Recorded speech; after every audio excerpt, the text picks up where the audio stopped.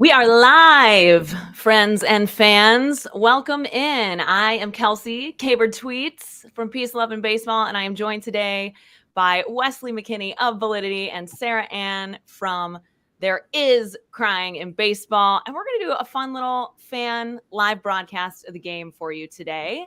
Welcome in to our pregame show. We are previewing the St. Louis Cardinals versus the New York Mets today. The game start time is 1:15 p.m. So we have about 13 minutes or so to dive into a few things before we head over to call play-by-play and follow the game all together. So the first thing I want to talk about is your pick to click for today's game, because the good news is, I guess, that it can't get much worse. I hesitate to even say that, you guys, because I feel like I've said it like so many times, like mid-April, right?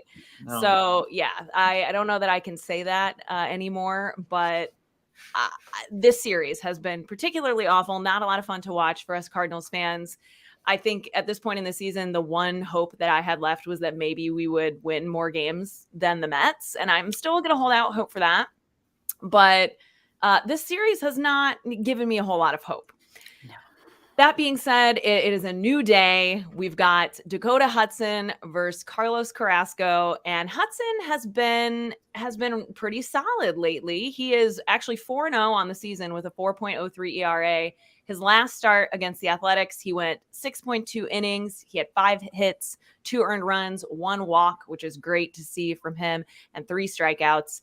And Carrasco is 3-6 on the season. He has a 6.40 ERA. And his last start, he went 3 innings with 4 hits, 2 earned runs, 3 walks, and 5 strikeouts. I was noticing when looking at his stat line for the season that he hasn't always gone too many innings in his starts. So that'll be interesting to see how long he stays in the game today.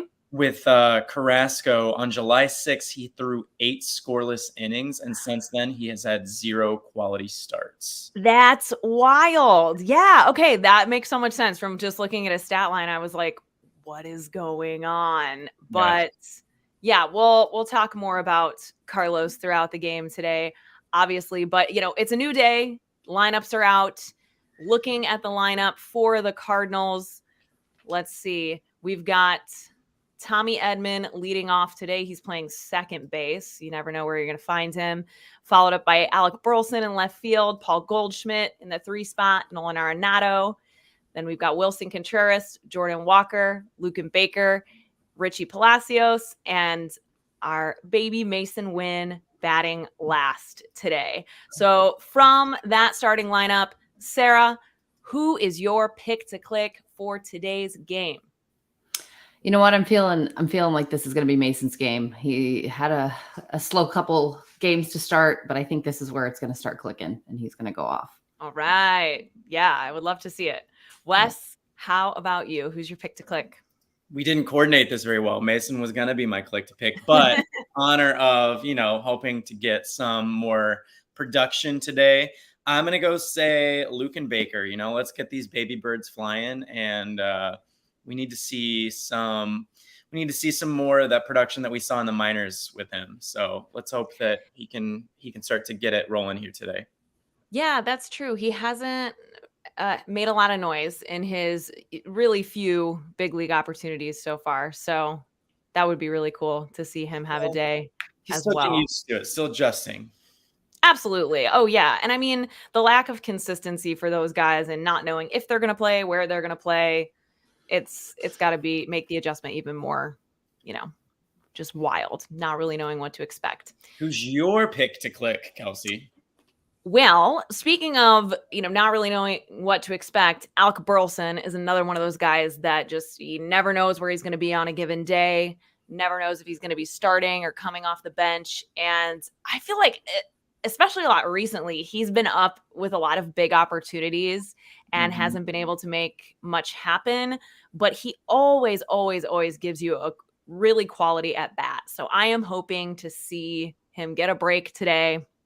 Maybe this is the final. Maybe this is the break. Maybe maybe this will be it for Alec Burleson, at least I hope today. So he is my pick to click.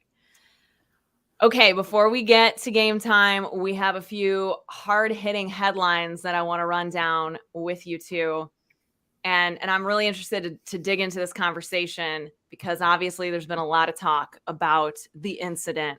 And what I am referring to, of course, is when Pete Alonso was not able to tag Mason Wynn out at first base, resulting in Mason Wynn's first major league hit. And then Pete Alonso, instead of rolling the ball into the Cardinals dugout, he actually threw it over the Cardinals dugout, over the first baseline into the crowd. And social media has been a buzz. I mean, there's been interviews from both sides about it. Wes, let me get your take. Did you think that Pete Alonso intentionally threw the ball? Like, did he know? Did he not know? What are your feelings? I don't think he knew. I don't think he knew. Okay. I mean, just based on his reaction right afterwards when he found out, I don't think he's paying too much attention about who's up to bat and who it particularly is. Oddly enough, because you would think a major leaguer would have that intel. But so you think he's more like it was like a careless mistake, like still a bad look, but still a bad look, careless mistake. I mean, you can tell how he said sorry after he realized what had happened. I think that's my take on it. I don't think he meant any harm by it, even though we don't particularly love Pete Alonso over here in the Cardinals nation. But did you hear that he sent Mason Wynn a bottle of tequila, which at first I was like, is Mason Wynn even 21? He is. He turned 21 in March, so that's good. And then he sent him a bat that he signed. So now I guess Mason Wynn has Pete Alonso's autograph. So cringe. How do we feel about that? Getting a I made the joke that next time I have to apologize to somebody, I'm gonna send them a signed selfie of myself because, like, how full of yourself are you? What is he gonna do with that? Yeah, that's kind of what I thought. Like, I don't know, maybe a cool piece of gear, but like not a signed bat. I don't know. Yeah, Sarah, what was your take? Did you think that Pete knew? Did you think it was malicious at all? Just knowing big strong guy, and that he could put anybody in the hospital if he wanted to. I think it wasn't intentional. I'm mad that I couldn't get him out and threw it on purpose. I maybe agree that he didn't know that it was Mason Wynn's first hit, but if you don't know that, like, how disrespectful of the game do you have to be and how oblivious do you have to be? Because they announce it, they got a standing ovation. I'm sure there's some type of scouting report. You've never seen this kid before. You play the Cardinals. Right. You've never seen him before. And you might not stop and think, oh, maybe this is important. They're asking for the ball for a reason. He's getting a standing ovation every time he comes to the bat. There's a lot of noise being made in the stadium. Like, are you really just so oblivious and just don't respect the game for what it is that much, which just makes me not like him even more? Yeah. So, yeah. I agree with you. I think you made reference to right off the bat, right when it happened, about how he like shook the ball. Yeah. Like, which is what they normally do, if they get it and they know it's important and they're making a point to be like, hey, you see it coming, I'm gonna roll it to you or whatever. But he did that and then threw it into the crowd. And as much as I'm usually like, avoid the drama, like, let's not make a big deal about it, like, let's not overreact. Yeah. And my husband was very much like, oh my gosh, all the hype about it. Like, I just think it's ridiculous how they're blowing it up. And I was like, listen, I completely agree with you. I think it was very much a like little boy breaking his sister's toy sort of reaction. Like I'm so mad at you. I broke this. And then instantly he was like, oh that's shit. A bad look. Yeah, that's a bad look and I'm going to get in trouble. And so when he was apologizing, like a bunch of people tweeted his apology videos to me and we're like, I don't know. He seems so sincere. And I was like, I'm an actor. I'm an actor. And let me tell you what acting looks like. I haven't said this publicly, but my thought on the apology was, I want one of his friends to wear a wire and have a conversation with him about this and see how he talks to his friends about it when he knows he's not being recorded or broadcasted. Then we'll know his real feelings on it. Yep. So I apologize. I guess I've just been out enough that I didn't catch any of this stuff. It's okay. It's okay to have a different opinion on it. I'm not mad that you have a different opinion. We are good civil baseball fans here at Peace, Love, and Baseball, and there is crying in baseball and a validity. So, we can have different opinions and not be mean to each other. But yeah, I wish I didn't think it was intentional because, like I said, I never want to think ill will of anyone. I feel like I'm pretty good at giving people the benefit of the doubt overall, but no, I absolutely thought it was a knee-jerk reaction sort of a thing. It was a immature, I'm not able to check myself and my emotions sort of thing. Yeah, we all saw him destroy the helmet the other day. He's obviously not an even level-headed guy. Exactly. Yes. Polar bears can get very angry in an instant. So, all right. Well, let's put that to bed for now. More exciting news, I guess as exciting as it gets these days in the season for the Cardinals, is that Drew Rom is going to start tomorrow night versus the Pirates for the Cardinals. He was the headlining prospect that the Cardinals received in the trade with the Orioles for Jack Flaherty. So he is going to be the first of the players that were acquired at the trade deadline, besides John King, who came straight to St. Louis, that is going to actually come up from the minor leagues. Matthew Liberatore has some back soreness, so he's going to be pushed back to Wednesday to start to get on a more regular schedule, which I think is great for him. One of the big things that I've always kind of thought with Libby is, how he's been utilized has definitely been a part of his challenge thus far with the Cardinals. So glad that they're prioritizing that. But since being traded, Drew has had 2 starts in Memphis where he pitched a total of 11 innings. He has only allowed 2 hits, 1 earned run, 4 walks, and 18 strikeouts in 11 innings. That looks good. Yeah, so I'm excited to see him get his shot tomorrow. It's actually going to be his major league debut because he is currently listed as a phantom ball player, which I had not heard before. Yeah, had you heard that before? No. Yeah, I had no idea. But I guess it means that he has been on an active major league roster, but he didn't play. So he was actually on the active roster for the Orioles for 2 days, but he didn't play. So he has not yet appeared in a big league game. So he's also making his major league debut tomorrow. Awesome. Very cool. At beautiful PNC Park. So that'll be fun. Also want to give a shout out, a congrats to Jose Oquendo, our secret weapon, who was inducted into the Cardinals Hall of Fame today. Was watching some of the coverage of that before we hopped on here.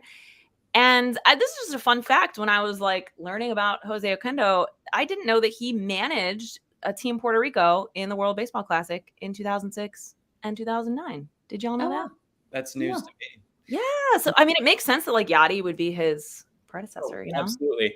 I'm just glad that the World Baseball Classic got a lot more coverage and excitement this year than it has in the years past. So we've got a good number of players that we're going to see on both rosters today. I mean, obviously, I think Cardinals fans are pretty familiar by now with the Cardinals that played in the World Baseball Classic, but the Mets had a number of players as well. So as we get ready here for first pitch, I should just go ahead and put it out there that I've never attempted play-by-play in my life before. So what better way to do it than on live on a terrible series for the Cardinals live on YouTube. Like I said, it can't get much worse. So hopefully I won't make it that much more painful for you, but we're going to give it a go. I'm going to do a little play-by-play. Wes is going to back me up and we'll switch off there. And we've got Sarah the Cat Ann, who's going to hop in from time to time with lots of fun facts, injury reports, all that good stuff. So it looks like we are getting set here for first pitch. It's 1:15 on the dot. So we're going to see how on time they are.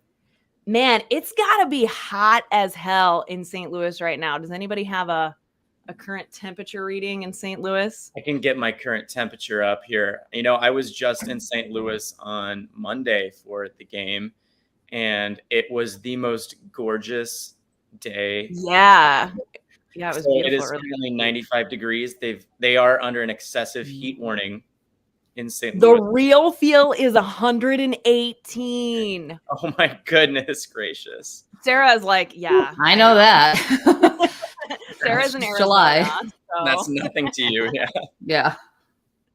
Like, what's the big deal, guys? That's going to be interesting to see if it affects, any of the outings today. I'm sure certain players, I mean, especially at this point in the season for both of these teams, they might as well prioritize the health and safety of the players. So Yeah. We'll see how that goes. But Dakota Hudson, number 43 here, taking the mound. He is 4-0, as we mentioned at the beginning of our pregame show. He has a 4.03 ERA. And one of the fun things that I learned about Dakota Hudson here was that in 2019, the season before he had Tommy John surgery, he had the highest ground balls percentage in the majors at 56.9%. And he also had the lowest fly ball percentage in the majors at 21.3%. So that obviously served him well to have the third most wins in Major League Baseball in 2019. That's crazy with 16 wins. Wow. So Jack Flaherty kind of overshadowed that, but we got to remember sure. Dak was. Yeah. I remember having very different feelings about Dak at a different point in time. So I would love nothing more. I mean, why not want the best for every single player on your team? But wouldn't it be great if he can make something out of here? I learned from your Katie Wu podcast, and what we just saw on TV here was that Dakota is so loose. Like, he was just talking to people before his start. He was just talking to people on the mound. I'm not sure who that was. Probably the ceremonial first pitch. Yeah. People. But yeah, you don't usually see that very often. So that's great. All right. So we've got our leadoff hitter, Nimmo, coming up to bat here. Brandon Nimmo, number 9, is at left field today. So Nimmo led the National League in triples in 2022 and scored over 100 runs for the Mets last season. He is currently at 51 RBIs. So maybe not on track. Well, he scored over 100 runs, which makes sense because he's the leadoff hitter, right? Correct. Strike 1 swinging. So 0-1 count for Brandon Nimmo. He's been pretty productive this series from what I've seen so far. Yeah, we don't want to see too much more production out of the Mets. Yeah. Second pitch is high and outside, 1-1 on Brandon Nimmo. It's a nice 90-mile-an-hour ball right there. Too bad it didn't find the zone. Yeah, there we got that call on the outside corner there, 1-2 on Nimmo. I'm not great with pitch recognition, like the type of pitch that's being thrown. Wes, how do you feel about that? If I know what the pitcher is throwing, I can sometimes guess it. Yeah, he just struck him out swinging. So first out of the game, Dak strikes out Nimmo swinging on an 83-mile-an-hour, I don't know, sinker? Anybody? Curveball. Somebody tell us in the chat. Kimber, do you know? Kimber. We do have a live chat, y'all. So feel free to hop in way outside for ball 1 to Francisco Lindor. I'm a Lindor fan, number 12, shortstop on that big deal with the Mets. He popped it up on the second pitch. So we got, is that Tommy over there? Oh no, that's Mason Wynn. Number 0, our hero, number 0, makes the second out on a high pop-up. What do you feel about Mason Wynn having the number 0? I love it. How do you feel about it, Sarah? I think it's cool. I like it. And his reasoning behind it too is awesome. Oh, because it's the closest to Ozzie Smith. Mm-hmm. I love that. Good for him. Jeff McNeil is stepping in. He's batting .263 on the season. He's kind of turned it around here in the second half after having an amazing season last year. 0-1 on Jeff McNeil. He batted .326 last season and won the NL batting title. Yeah. Yeah, he was like the last guy I wanted to see up at the plate last season. Yes. 0-2, fouled off on the second pitch to McNeil. And he's been playing some outfield this season, which I guess he did more regularly than he did the past couple of seasons. But I didn't realize that he was an all-star in 2019 and 2022, both at second base. Wow, Dak strikes out Jeff McNeil in 3 pitches. Woo. 1, 2, 3, first inning for Dak. Dak's looking good. Cardinals are coming up to bat. We're going to pop off for a second. We got a nice commercial here for you folks. So enjoy.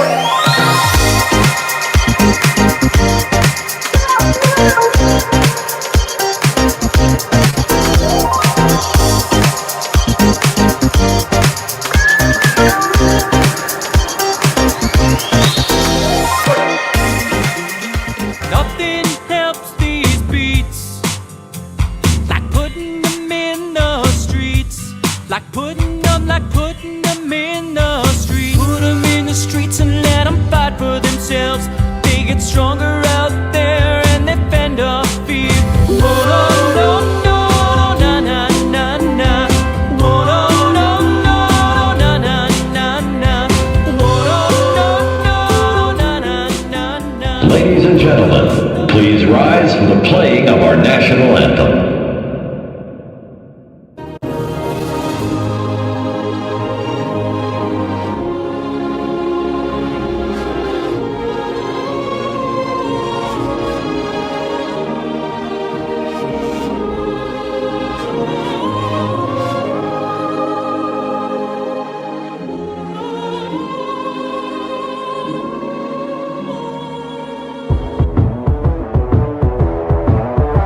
Baseball fans, you're listening to Babes Babe.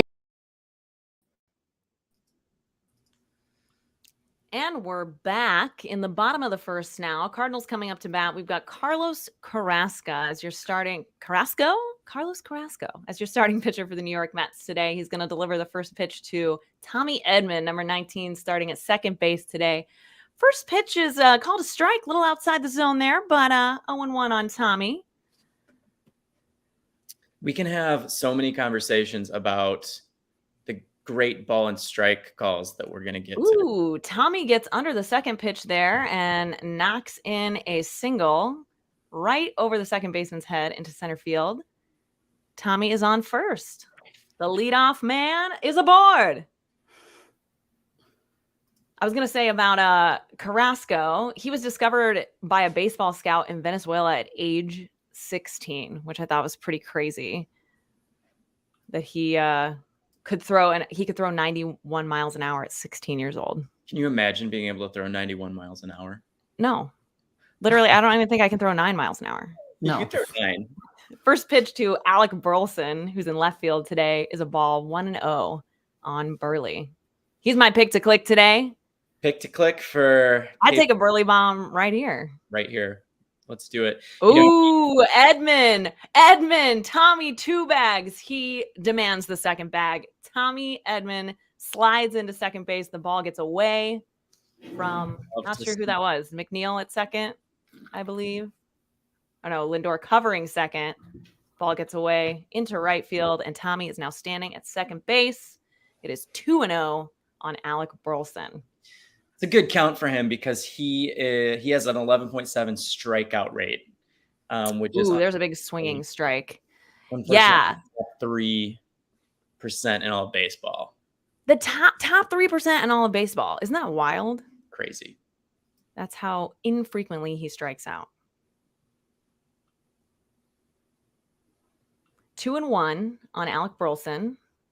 Ooh, there's a big swinging strike. 2-2. Is Edman going to go for third? Why not?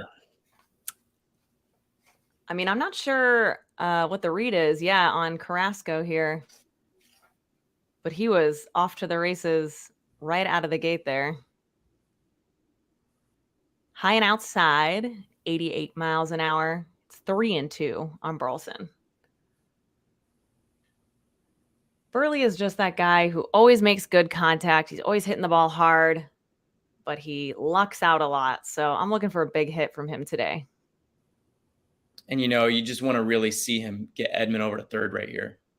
Yeah, chopped right back to the pitcher. Burleson is out at first, but he does move Edman over to third base. Great setup there, Wesley. Love to see it. Coming up in our third spot today, we've got none other than the reigning MVP, Paul Goldschmidt, number 46, starting at first base today. 1 out. Tommy Edman is on third base. First pitch to Goldie is right in there for a strike. 0-1. Feel free to drop some questions into the chat, friends. If you have any inquiries, any comments, we'd love to hear from you. So Goldie has been in the top 10 in WAR among position players in the National League in the last 7 of the last 9 seasons. That's wild. He wasn't even on my radar before he was on the Cardinals. Yeah, this just shows you what a consistent player he is. He was like the only player on the Diamondbacks, so we knew him. Yeah, I was gonna say, where is he on your radar? Yes. Oh yeah. For us. Yeah. 1-2 on Goldie.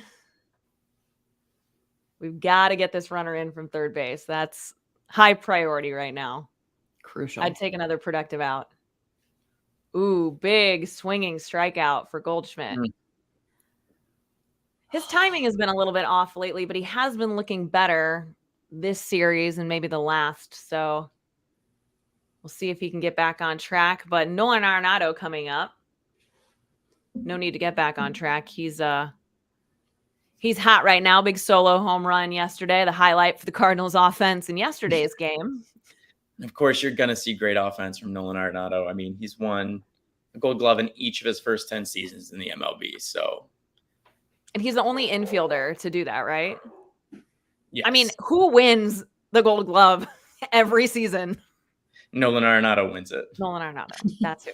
But enough about his defense. Let's see his offense here. He swings at the second pitch and grounds out from short to first base. And Tommy Edman is stranded at third base, stranding that leadoff hitter.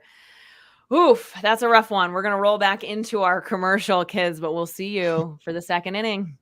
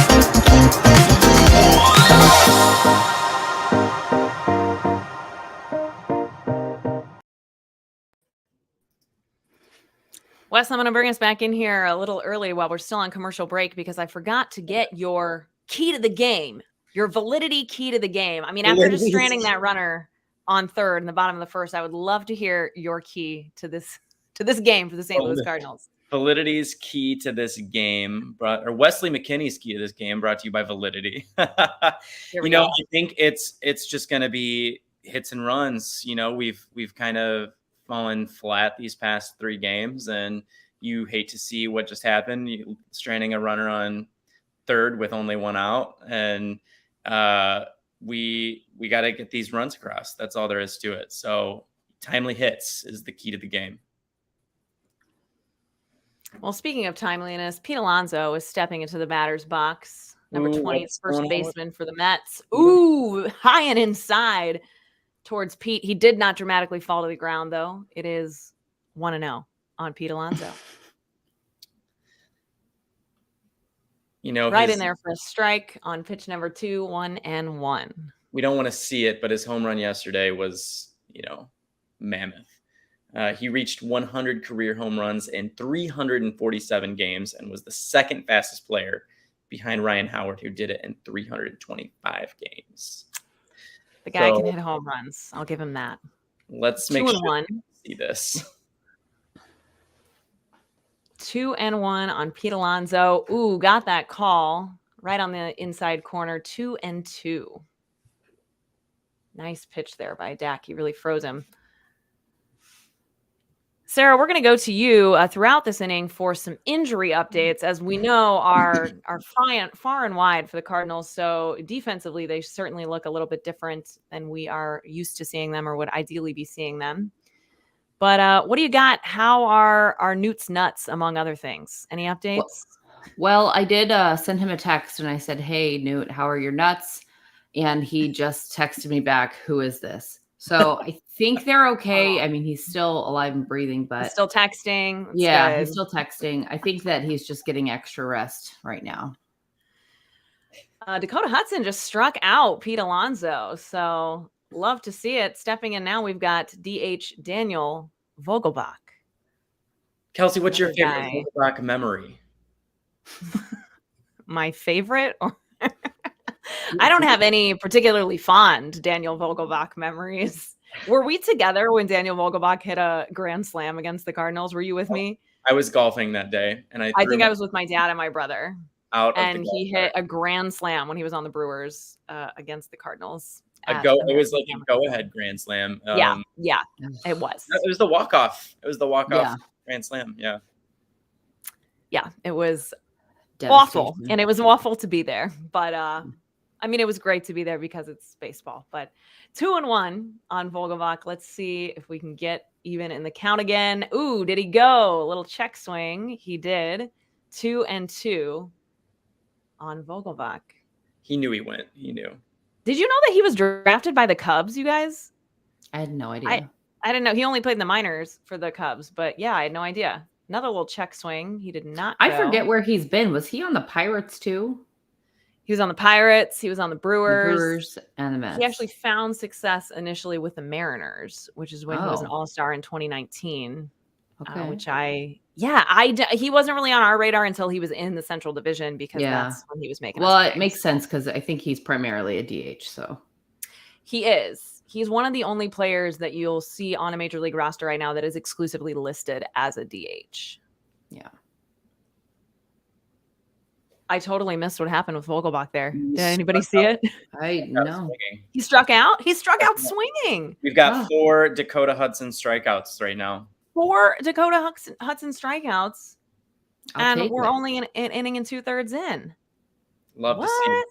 Yeah, I will take this Dakota Hudson any day. So we got DJ Stewart playing in right field today for the Mets in the batter's box right now. 2-0 on DJ. There, he's in there for a strike. 2-1.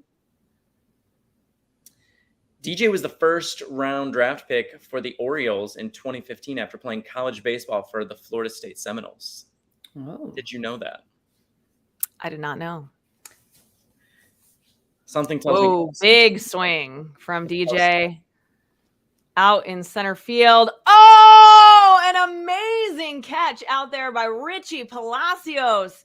Yeah. Oh, yeah, an Oh, amazing baby. bouncing catch by number 67 out there in center field today. Wow. Dakota is loving it. Absolutely robbed DJ Stewart of a home run. Fist up from Wilson Contreras behind the plate. We are going to roll into the bottom of the second with that energy, and it's time yeah. to get some runs.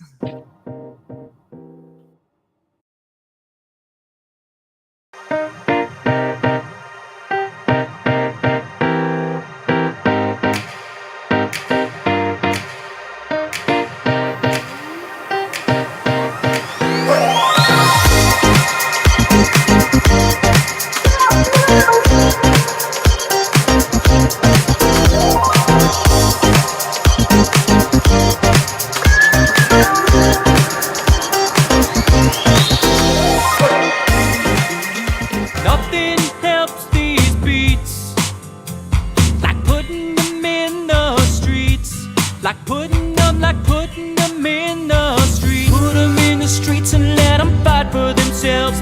They get stronger out there and they fend off fear. Oh no, no, no, na na na na.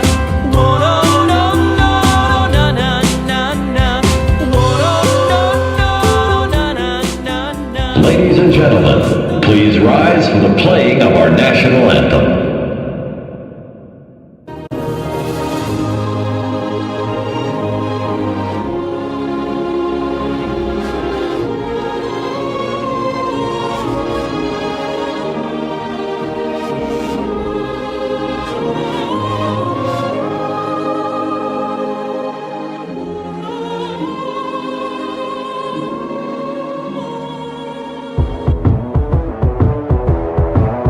Hey, baseball fans, you're listening to Babes.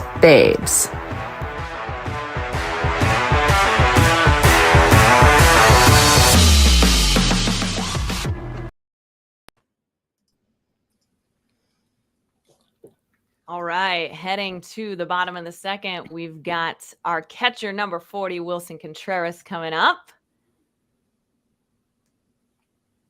Digging in here. No hotter bat since the All-Star break than Wilson Contreras. So good time to get something going. Score early, score often is what I'm hoping for this game. And you'd love to see Wilson hot because, with all the drama in the beginning of the season and with everything that he's gone through, you want to see him being a productive member of the team. My burning question is, are these new sunglasses? Because I don't think I've noticed them before. Ooh, yeah, good call out. Wilson looking slick and maybe some new shades today. I like them. I'm digging the vibe. 2-0 on Wilson. Couple pitches way outside the zone. There he goes in for a strike. 2-1.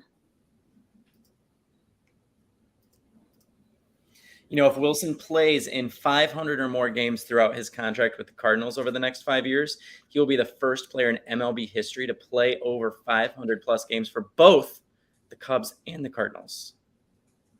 First one. There's a lot of players that have played for both, but he would be the first one to do it that many times, which is quite a possibility because he has that 5-year deal. Big swinging strike from Wilson. It's now 2-2.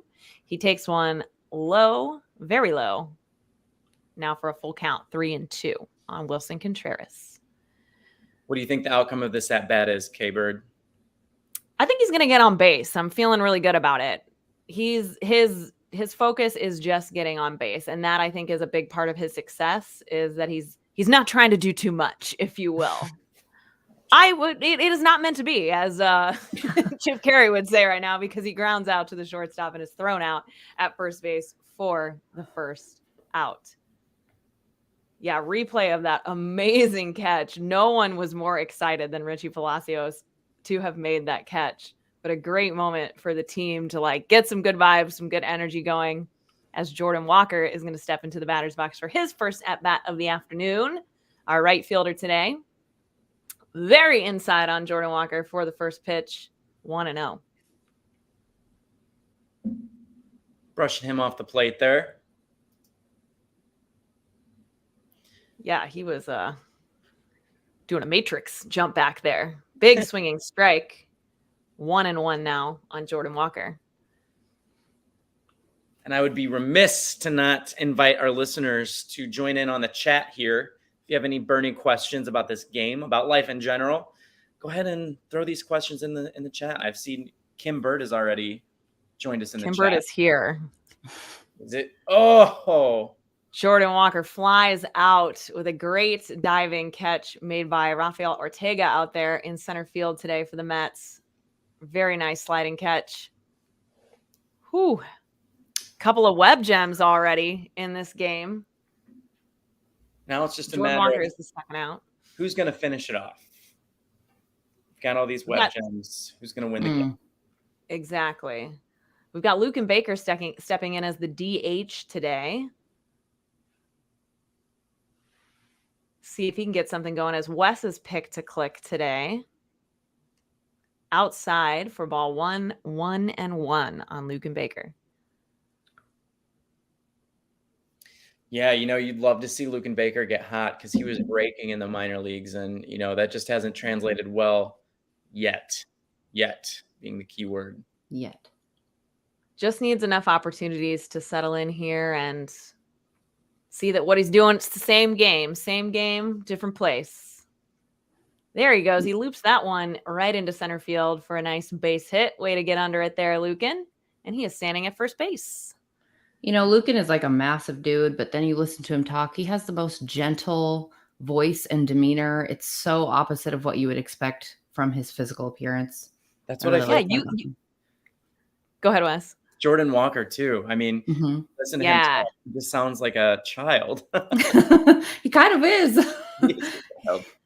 Here's Richie Palacios stepping in for his first at-bat of the day. Very inside to Richie. Ball 1-0 on Richie Palacios. He actually got his first career hit, you guys, against Michael Lorenzen, who just threw that no-hitter for the Phillies. He was on the Dodgers at the time that Richie got his first hit off of him as a member of the Cleveland Guardians during his major league debut in April of 2022. But I thought that was an interesting coincidence. Always fun to kind of put those names together that we hear from around the league. 1-1 on Palacios. Oh, a high pop-up to center field. Who wants it out there? That is going to be Brandon Nimmo in left field, who makes the third out, and another runner stranded for the Cardinals. We might have to get these rally beers going before the 7th inning. I don't know if I'm going to be able to wait it out, but we're moving on to the third, and Wesley McKinney, the voice of Validity, will have it for you next.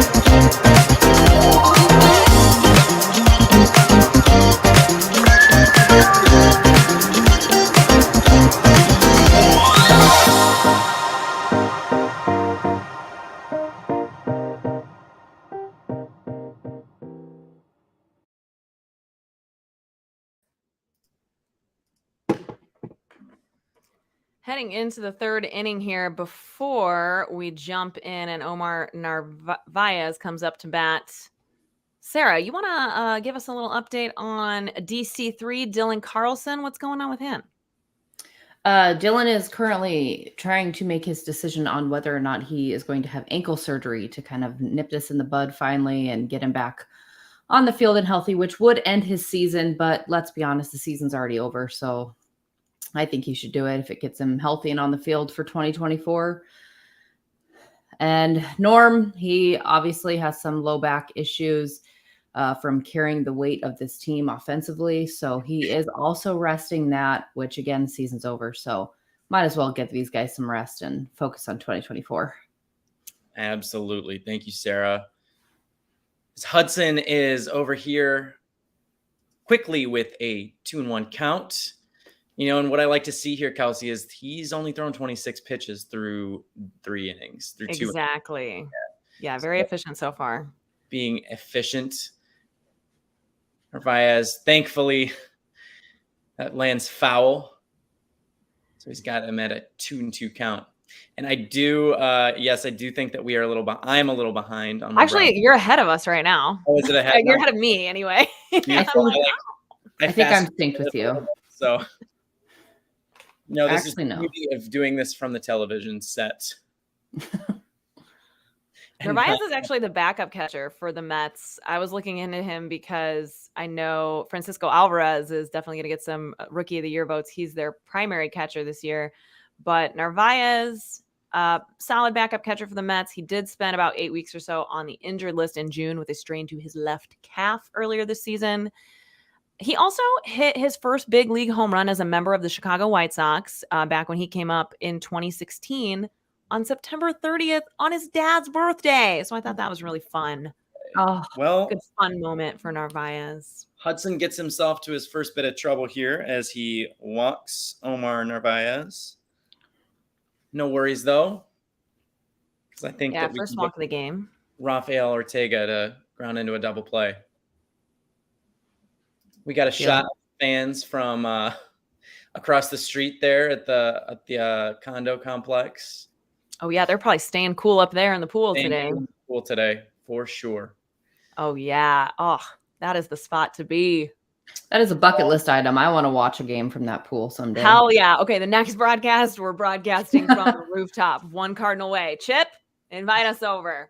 I need friends. I want to make friends that live at One Cardinal Way. Wes needs friends, guys. Yeah. So if you live, and Ortega swing and fouls it out.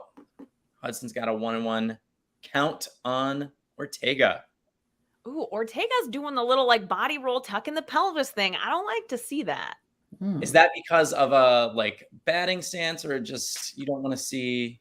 You see a lot of the guys doing it. It's what I keep talking about with Tyler O'Neill, how they like he's not holding his pelvis tucked, so that's important. But it's really a way that they are trying to like pull their abs up and in and get out of their low back and get out of their hips. So I get it, but it definitely means he's maybe feeling a little off. Got it. And Hudson is downstairs. 2 balls and 1 strike. You got this, Dak. Swing and do we have a double play ball? No. He'll get the force out at second. Ortega grounds into a fielder's choice. 3-6. And what a great play there by Goldie. Yeah, He knew it's he the didn't have head it. runner. So yeah, great call there. Tried to get him back at first. Too fast. Ortega was too fast. Got that lead runner though, so now we've got double play still in order here. exactly. We've got some news in the chat. Looks like the Bally broadcast is about 25 to 30 seconds behind y'all per Randy Bird. Oh, wow. Then you'll hear it here first, Randy Bird. And We are I'm Jeff on Jonesing this broadcast, guys. I'm on the Bally app, so I think Randy Bird is too. I'm not sure. I fast forwarded it to try to catch up to Sarah. Oh, yeah. maybe- Sometimes you have to do that. Sometimes if you fast Pro tips from all of us streaming in different parts of the country. Now, I will say that I did listen to Fredbird's over here, getting some fans wet with a water gun. That's great. It is that kind of a day, Fred Bird. We need you. Fred Bird is a menace.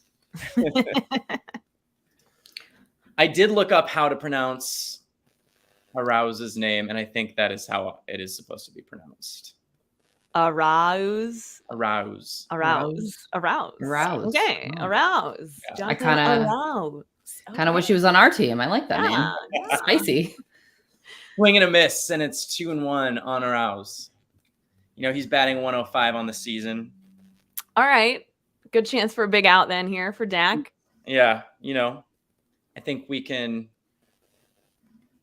some weak contact. We can get a nice ground ball, get that double play.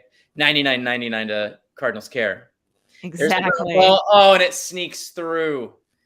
Oh, no. Rafael Ortega goes to third. He's coming home, and he scores. Yeah, you're ahead of us. So this disappointment hasn't hit me yet. Oh, my goodness. Yeah, Palacios made Mason Wynn cut it off like a pro there between first and second. Got it to home plate, but not in time for Rafael Ortega to slide and score. It is now 1-0 Mets. And where is Jonathan Arouse? He is at second base. We'll have to see how they're going to score that. Probably. I would assume a double. You think a double? I would say a single. Then he moved up on. Yeah, he moved up on the throw to home. Let's not let this bring us down too much because Brian French does applaud all three of us for sticking with this team. He is a lifelong Cardinal fan and is really struggling with this organization right now. We feel you, Brian.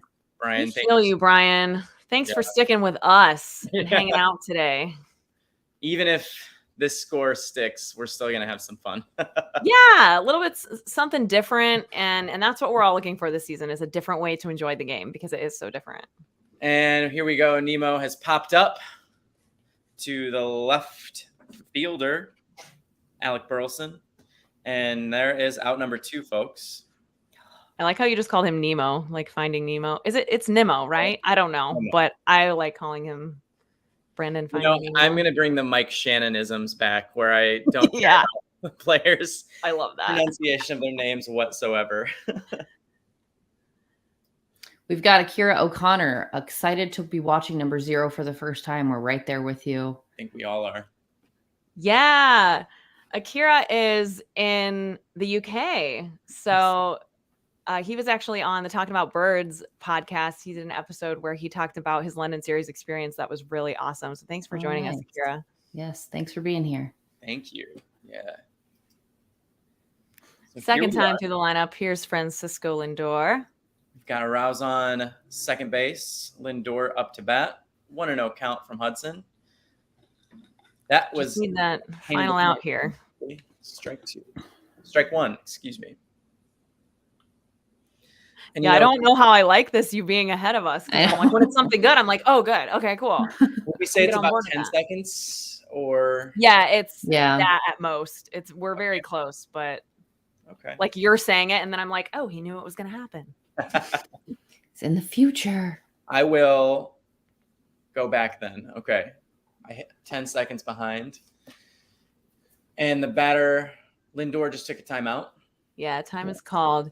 Time is called. by Lindor is from Puerto Rico, which you may have known because he obviously played for Team Puerto Rico in the WBC. But I found out that his family moved to the USA when he was only 12 years old, specifically with the goal of getting a chance for him to play baseball professionally. And he did not speak any English at that time when he moved here. He moved to Florida with his family to pursue baseball. He attended Monteverde Academy in Monteverde, Florida. And now the school's baseball facility is named after him. Pretty cool. Love that. Looks like everything's worked out for Francisco Lindor then. I miss his blue hair. I liked his blue hair. I'm not a fan of colored hair in general, so sorry. Who else? Oh, Lourdes Gurriel Jr. has Yeah. the purple hair. I like Yeah. that too.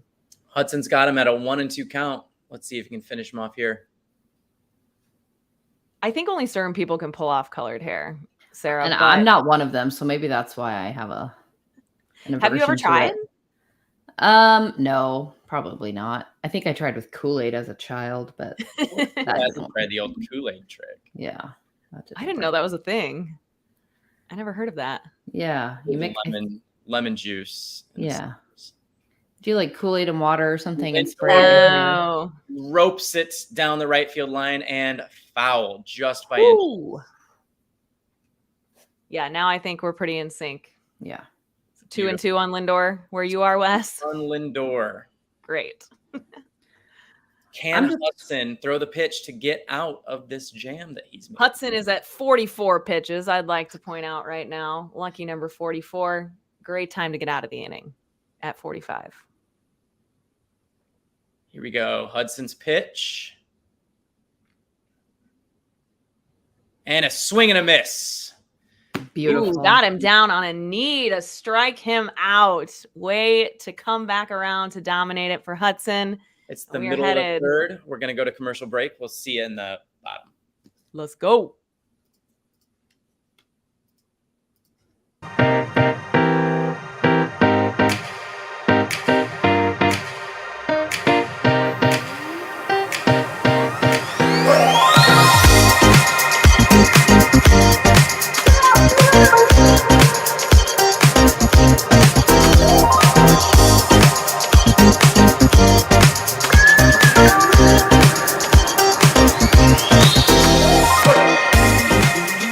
Nothing helps these beats like putting them in the streets, like putting them in the streets. Put them in the streets and let them fight for themselves.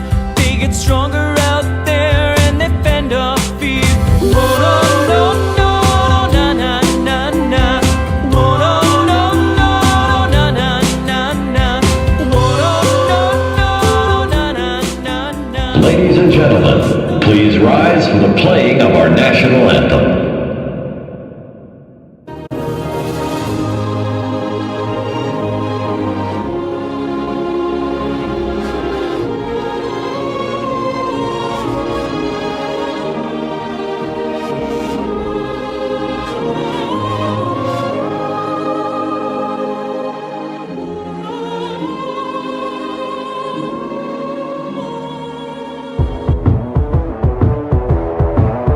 Hey, baseball fans, you're listening to Babes.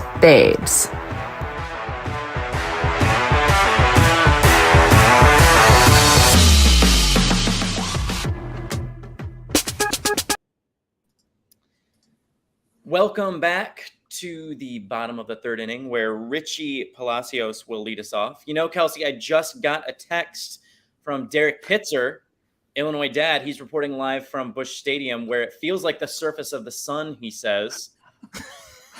Live update from Busch Stadium. As Carrasco throws a 78-mile-an-hour change-up to Mason Wynn, who is leading off the – Palacios is not leading off. I apologize for my lead in there. Strike 2 to Mason Wynn. Derek Pitzer yelled at Jordan Walker, and Jordan Walker acknowledged him. Hey. So I think Celebrity. that Pitts is going to give some luck to Jordan Walker. Maybe we see some gems from Jordan Walker today. As Mason Wynn steps in, he's looking for his first home run, first RBI. Did he get a hit yesterday, guys? I wasn't watching. No. He Okay, struck out he's twice still looking for a and grounded second? out. Yeah. I wasn't watching because today is Randy Bird's birthday. I won't tell you how old he is, but I was out celebrating his birthday. So big shout out. This could be our happy birthday home run inning. I wouldn't be mad about it. Every inning we'll have an opportunity for a happy birthday home run. Happy 21st birthday, Randy Bird. Happy 21st times a few, Randy Bird. Carrasco has Wynn at 1-2, and the pitch, and he gets under it, and he flies out to the center fielder, Rafael Ortega. And that is it for Mason Wynn. As we go back to the top of the lineup, and Tommy Edman, Tommy Two Bags. Back to good old Tommy Two Bags. Coming in hot for Tommy Edman. Tommy and his wife, Kristen, are expecting their first child in October. So excited for them. And Tommy rakes it down the left field line, foul. What do you think Tommy will name his child? Ooh, that's a really fun query. I mean, Tommy and Kristen are pretty normal names. So do you think they're going to name it something pretty standard, or will it be something unique? I don't know. Fans, let's hear from you. What do you think Tommy What do you think? Name? I personally think Sarah is a great name. It is very gender neutral, classic, doesn't go out of style. Have you met a boy named Sarah? That doesn't mean they don't exist. I know boys and girls named Kelsey and boys and girls named Wesley. Yeah, okay. That's fair. That's fair. Tommy Edman takes a 1-2 count. He swung at that ball. Tommy's got to be one of my favorite players. I know that he can have his ups and downs, especially offensively, but and he swings it and ropes it into left center field. And he's 2 for 2 on the day. He's as steady as they come. I love it. It's that soon to be dad strength. Exactly. He has shown it off already. Now we've got Alec Burleson coming in again. Let's see if we can do some damage. Like I said, the key to the game is going to be hits and runs, boys. Hits and runs. Hits and runs, because you have to score more runs than the other team to win. That's how this game works. Fun facts, boys and girls. Instead, a check on Edman, who slides back in there safely. Another exciting life update here for Alec Burleson. He is actually getting married on November 4th of this year. I found him and his wife, or him and his soon-to-be wife's registry at Target. So you can find their wedding registry online. I have so many something from Target. So many questions about I have no questions. I feel like that checks out perfectly. Alec looks Where else do you need to be registered? Alec looks like he goes home from the game and builds a fence and mows the lawn. He just looks like a country guy. He actually did both of those things before he came to the stadium today, and then found out he was starting. Yeah. So here we are. Yeah. Another check on Edman there. So that's 2 disengagements for those of you scoring at home. If he makes another disengagement, Edman gets to trot on down to second base. Oh, he's going to get it. He's going to get that second bag. Or are we going to just have another stolen base here, and he can be 2 for 2 with 2 singles and 2 stolen bases? Let's find out. Alec Burleson doesn't matter. He's going to single it into center field. Edman takes the turn at second, and he's going to make it to third safely on that single by Alec Burleson. Way to go, Alec. Way to just put it in play. We've got runners in scoring position. Again, with only 1 out. Let's see if the Cardinals can capitalize on this. Yeah, first and third with 1 out, and Goldie coming up. Sarah, I love this fact that you shared about Paul Goldschmidt here. you question, is this even fun? It's not fun in the sense of fun, but it is fun in the sense of interesting, I suppose, that Paul's great-grandparents actually escaped Nazi Germany in 1938 before the Holocaust. So that's a pretty cool piece of Paul Goldschmidt family history there.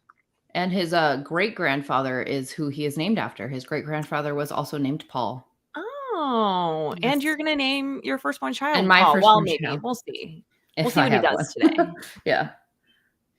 Speaking of Pauls, it's sad to see Paul DeYoung DFA'd by Toronto as Paul Goldschmidt singles into center, sending Tommy Edman home. Alec Burleson goes up to second. Great little at-bat there by Paul Goldschmidt as he gets a single. He's 1 for 2 on the day. And the Cardinals have tied this game, baby. Let's go. All right.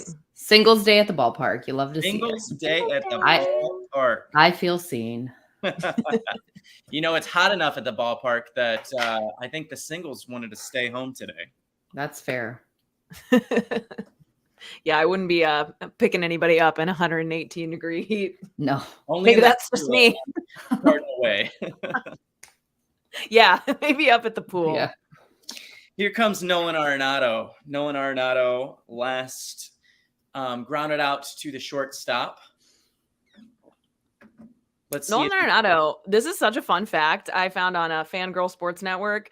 So shout out to them. But according to Fangirl Sports Network, Nolan's all-time favorite TV show is The Office. And he is a big Dwight Schrute fan. He watches The Office in the morning to get him in a good mood. Can you see Nolan Arenado watching The Office? Yeah, I can. Swing and a miss on that 88-mile-an-hour sinker outside. I personally would not have thought Nolan Arenado to be an Office fan. Yeah, I was a little surprised by it, but then like once I started thinking about it, I was like, yeah, okay, I could see it. Seems like I think he's one of those humor. guys that really just maintains his poker face, but I think at home he's a big goofball. Yes, I remember we kind of talked about this before, Sarah. Maybe it was, I can't remember when we were talking about it, but I think it was when my co-host Haley finally came to the realization that Nolan Arenado is hot. And how did it take her I know. almost 30 years of life to figure this out? I don't know. Instantaneous notice there. Yeah. You know, he has thrown 3 straight balls. Nato has swung at the first 2. Let's see if he can put together a good at bat here. If Dwight Schrute has talked him into fruition today. Yeah. Did he watch The Office this morning? We'll find out. Morning. It's 2-2 on Nolan Arenado. Let's see if he can give us the lead here. The pitch by Carrasco, who's pitch number 48 on the way. It's outside, and it's a full count. Now, Carrasco here, his teammates call him Cookie. That's his nickname, I guess. Back in 2011, his teammate Chris Perez caught him in the clubhouse eating milk and cookies as a snack. And he started calling him Cookie. And now he even goes by Cookie Carrasco on Instagram. So Cookie Carrasco. I'm calling him Cookie for the rest of the game. You know, I feel like if you're in the clubhouse, you're going to stick with, especially if you're a rookie, you're going to stick with those childhood treats that you had, you know, playing Little League games. You're going to eat your comfort PB&J food. treats, little Capri Suns. For sure. I mean, I don't see anything wrong with the snack of cookies and milk. That's iconic. I hope he throws Nolan Arenado a cookie right here. Love to see that cookie land in the bleachers. Carrasco fiasco. Love that. I'm ready for a Carrasco fiasco right here. Let's light him up. He fouls it away. You know, I don't know if this is considered a fun fact because it's something I created, but I do refer to Nolan Arenado as the king of the foul tip. He foul tips more than anybody. He I don't have does. stats to back that, but I mean, I'm sure that's part of what makes him so effective, right? Because yeah, wearing down the pitcher, staying alive. And a strikeout on that 88-mile-an-hour fastball. Huge swinging strikeout there. Dugout. You know, I think that, to your point, Sarah, just being able to see everything that the pitcher has to offer is, you know, that helps him out a lot. Mm-hmm. Absolutely. All right, breaking news. Wilson Contreras has removed the sunglasses. He does not like the sunglasses right now. So let's see what happens with this at bat by Wilson Contreras. Yeah, I thought he was going to get on base last time, but maybe his new shades were throwing him off. Here we go. You know, I'm not going to say Carrasco has lost control, but he's thrown a lot of balls to Arenado and now to Wilson with that pitch outside. So let's see if he overcorrects and just gives him something that he can take. Strike. Ooh. Painted the corner, the inside corner. Good pitch. Just when we were like, oh, it looks like maybe he's losing the strike zone a little bit. He's like, think again. It's kind of daunting saying all this and then being proven wrong with the next pitch. Right. As Wilson fouled away in the dirt there. He's 1-2. You know, and this is where the Cardinals have struggled this season, is being able to get those runs in when they need it. You know, we've tied the game up, but we've got 2 men on, 1 runner in scoring position. We got to get this run in. And he strikes out. Ooh. Carrasco struck out Wilson, and that will end the 3rd inning. How many runners have we stranded so far this game, Wes? You know, I have a read on it. Didn't keep track of that. I think haven't kept track. We'll report on that on the other side of the break.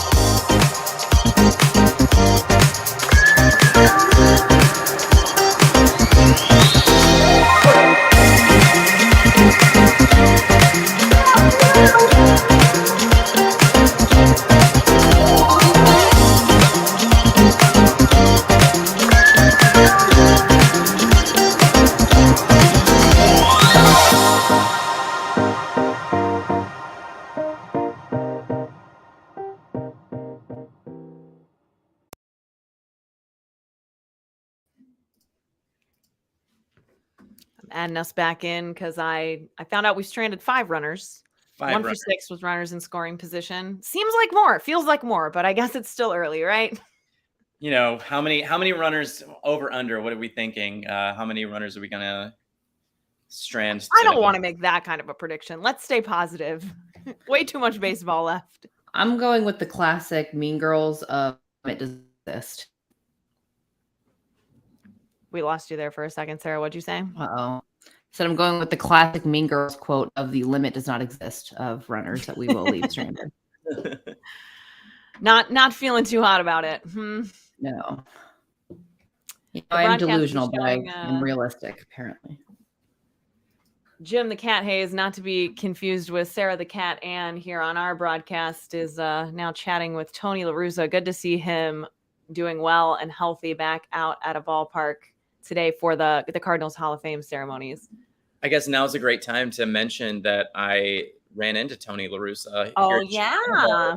A couple years ago after a Blackhawks game. Unfortunately, he was sitting behind me and I didn't realize he was there until my friend sent me a picture of him wearing Tony La Russa's 2011 World Series ring. So I missed meeting Tony La Russa because I was wearing his ring. And being because I was trying to be a responsible adult. It was a Sunday night and I had to go to work the next day. So I left early and, you know, that's what it takes when you're responsible. You miss opportunities like that. It's a shame. It's a shame. Hudson's working the count here. He's 1-2 on that foul out by Jeff McNeil. Kelsey, what do you think about the Hall of Fame and, you know, what it means for Jose Oquendo to be inducted into the Hall of Fame? Man, I think for him, it's about time, right? Like, I guess I was kind of surprised that he wasn't already in on it. So it looks like he gave a really fun, engaging speech at his induction ceremony, and he was bringing some stories with Tony La Russa in on it. So I think it was a really fun time for him to kind of relive those moments and connect with all the people who were so meaningful in his career again. And man, glad to see him back at Busch Stadium. as McNeil grounds out to the second baseman. That one goes for 3 on the put out. And that's 1 out for Hudson here in the 4th. You know, Okendo, when he came back to being the third base coach, I remember texting you and Pitts thinking that was the greatest thing ever. You know, I was like, this is going to be our entry, or this is going to be our ticket back to the postseason. And we did make the postseason that year, but if I remember correctly, I think we. Yeah. But, you know, I just love having Jose Okendo up here at the major league level. And if he's not here, at least he's helping the baby birds and the future of this organization. So love Okendo. Yeah, I'm sure whatever he's doing, they are utilizing his strengths well. Pete Alonso sends this one into Big Mac land. There is no stopping this man this weekend. It's Disrespectful. 2-1 Mets. Disgust. We are not giving away Big Macs on this broadcast, nor will they be giving away Big Macs at. Nope, no one wins anything when Pete Alonso hits a home run. No one wins That's anything what I heard. when Pete Alonso wins. You know what? Pete Alonso, I thought this was a fun fact about Pete. He grew up taking Taekwondo, which he accredits much to his ability to play first base these days. And he is quoted in an interview as saying, if baseball hadn't gotten in the way, he'd probably be a black belt. He says he was really good at Taekwondo. Just another part of what makes him such a big, strong guy, I guess. Big, strong guy. He could also put somebody in the hospital if he wanted to. Yeah, So I've heard that. Daniel Vogelbach squibs one out past Goldie here, and anybody else, he'd be on second base, but it's Daniel Vogelbach, so he's standing there on first. Nice and comfy there on first base. Yeah, so we mentioned that he was actually drafted by the Cubs, Daniel Vogelbach was, and he did not make his major league debut until he was traded from the Cubs organization to the Mariners in 2016, where he made his major league debut. He was also in the top 10 for most bases on balls, so most walks in his respective leagues in both the 2019 and 2022 seasons. So because of that power, he does get walked on base a lot. But the good news is when he hits one like that, he isn't going to get much further than first base because he doesn't have any stolen bases in his career. But he does do a great commercial with Buck Showalter highlighting the new rules, the bigger bases. So kudos to him for that. That's fun. That was a fun commercial. Yeah. DJ Stewart's in here. He's going to squib one to Goldie, and he's got the double play. So beautiful. 3-6-3 on that double play. Good job by Hudson there to keep the ball down and get DJ to ground out into a double play. That ends it for this inning because I forgot that Jeff McNeil already made an out. So thanks, Jeff. We will see you. We'll see you in the bottom half. Bottom of the fourth.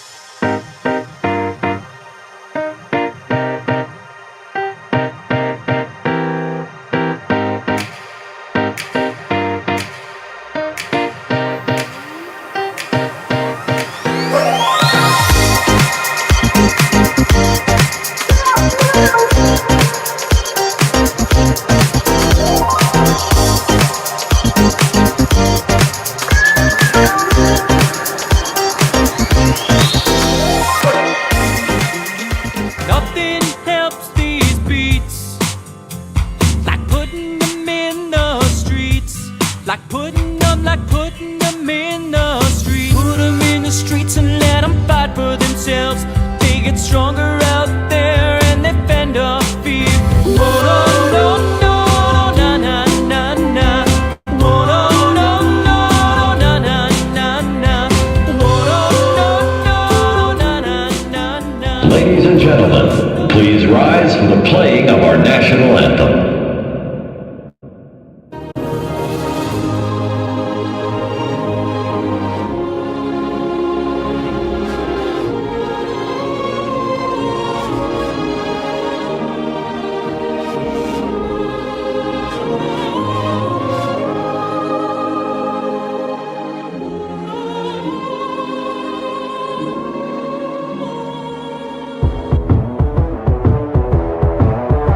baseball fans. You're listening to Babes.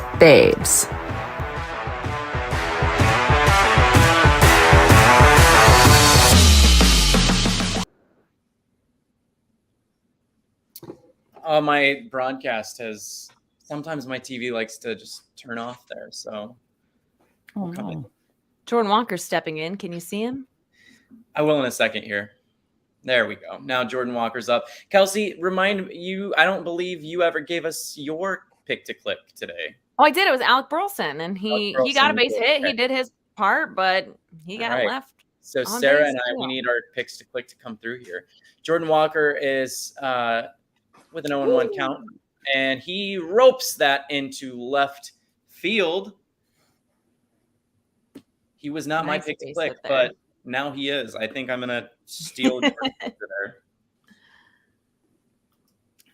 You know, Sarah, you probably knew this because you followed Jordan Walker in the minors and when he played in the Arizona Fall League, but he hit a home run in his first ever professional at bat with the Palm Beach Cardinals in 2021. I had no idea, but that seems very Jordan Walker of him. I don't think I knew that either. I do know that I did get the opportunity to sit down and chat with his father at the Arizona Fall League games. And at that point, he had told us he had never witnessed a Jordan Walker home run in his professional career. And during the entire time he was out there watching games, Jordan did not hit a home run. So I do believe he was there for his first home run with the Cardinals, or one of his first. So he did finally get to see one. But Oh, good. yeah. I was gonna say, I sure hope so. He'll see plenty of major league home runs, I'm sure. Yeah. Oh, yeah. So we've got one disengagement for Carrasco, as Young-Hoo pointed out. Carrasco fiasco. I love that. Apparently, Carrasco threw 88 pitches in 3 innings the last game. Unfortunately, he's doing a little bit better here. He's in the lead. He's got Baker here at a 2-0 count. Let's see if Baker can get another hit and send Jordan on his way to third, maybe home. Let's get a home run here. Yeah. Yeah. Why not? A go-ahead home run from Luke and Baker. I'd take it. I'm feeling that. No home runs yet, but plenty at AAA. So it can happen. Let these rookies shine here. And that's 3-0. Why not walk him? Let's walk Baker here. Why not? Let's get some more people on base and get them in. You know, you'd love to see the storied franchise of the St. Louis Cardinals with all these red jackets. And it's just not every team has that. You know, you go to other stadiums and you only see a couple numbers retired. Strike one there on Luke and Baker. But it's so cool to see just how many players have come through the St. Louis Cardinals organization and made a huge difference, not only with the Cardinals, but in baseball altogether. Absolutely. And it'd be a great day to get a win, have a good game to finish off this rough series. Baker flies this out, and it is caught by the right fielder, DJ Stewart.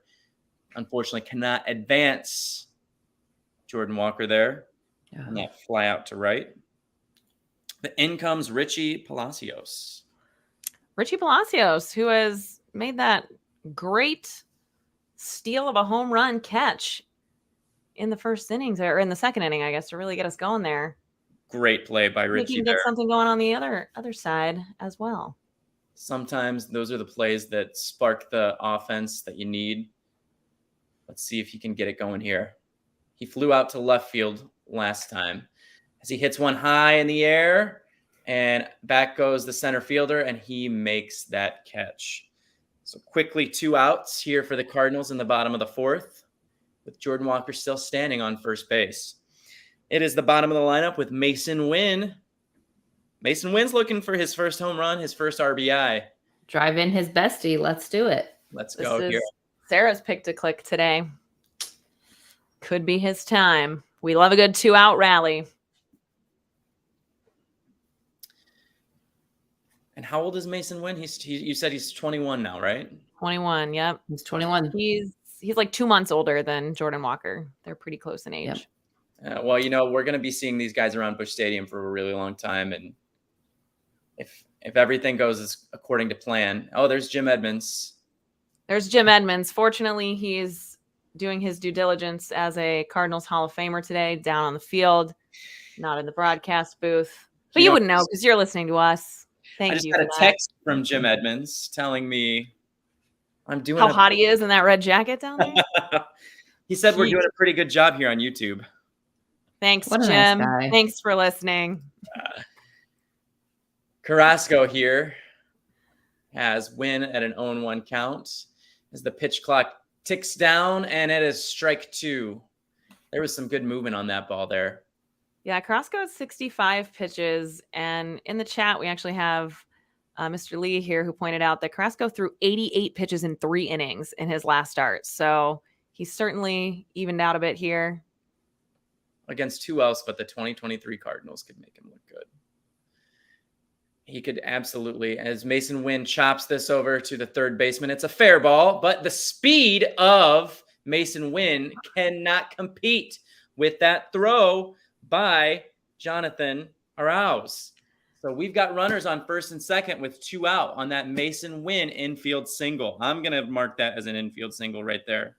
Yeah, I do think that Mason Wynn's second major league hit might be scored exactly in the exact same fashion as his first, as Pete Alonso is not able to make that pick. I'm just going to say it. Goldie would have done it. Goldie would have. Look at this. But there's Polar Bear Pete. I also saw, okay, speaking of which, I saw that Pete said in his post-game interview, which was just another reason of why I thought he was throwing shade. He was like, I just did what I always do. I threw the ball into the stands. Like, yeah, that's what you do after someone hits a base hit. Yeah. No. But then he was like, I'll never do that again. I'm going to roll every single ball into the dugout. Why don't you just be more aware of what's going on? Right. Edmund is 2 for 2 on the day. He comes in with an 0-1 count. Carrasco with the pitch. Let's see if Edmund can make it for 3 for 3 and get some runners in. He chops it to the shortstop. Strong throw, and he gets Edmund out at first on that 6-3. We will see you in the 5th inning. Brought to you by K-Bird Tweets. Kelsey's going to bring you that. We'll see you.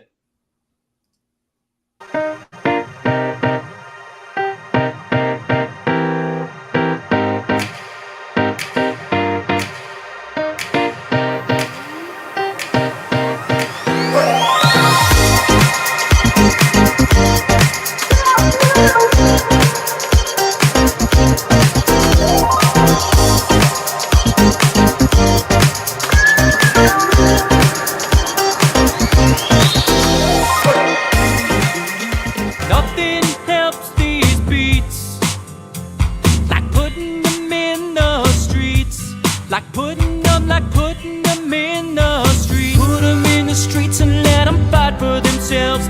They get stronger out there and they fend off fear. Oh no, no, no, na na na na. Oh no, no, no, na na na na. Oh no, no, no, na na na na. Ladies and gentlemen, please rise for the playing of our national anthem.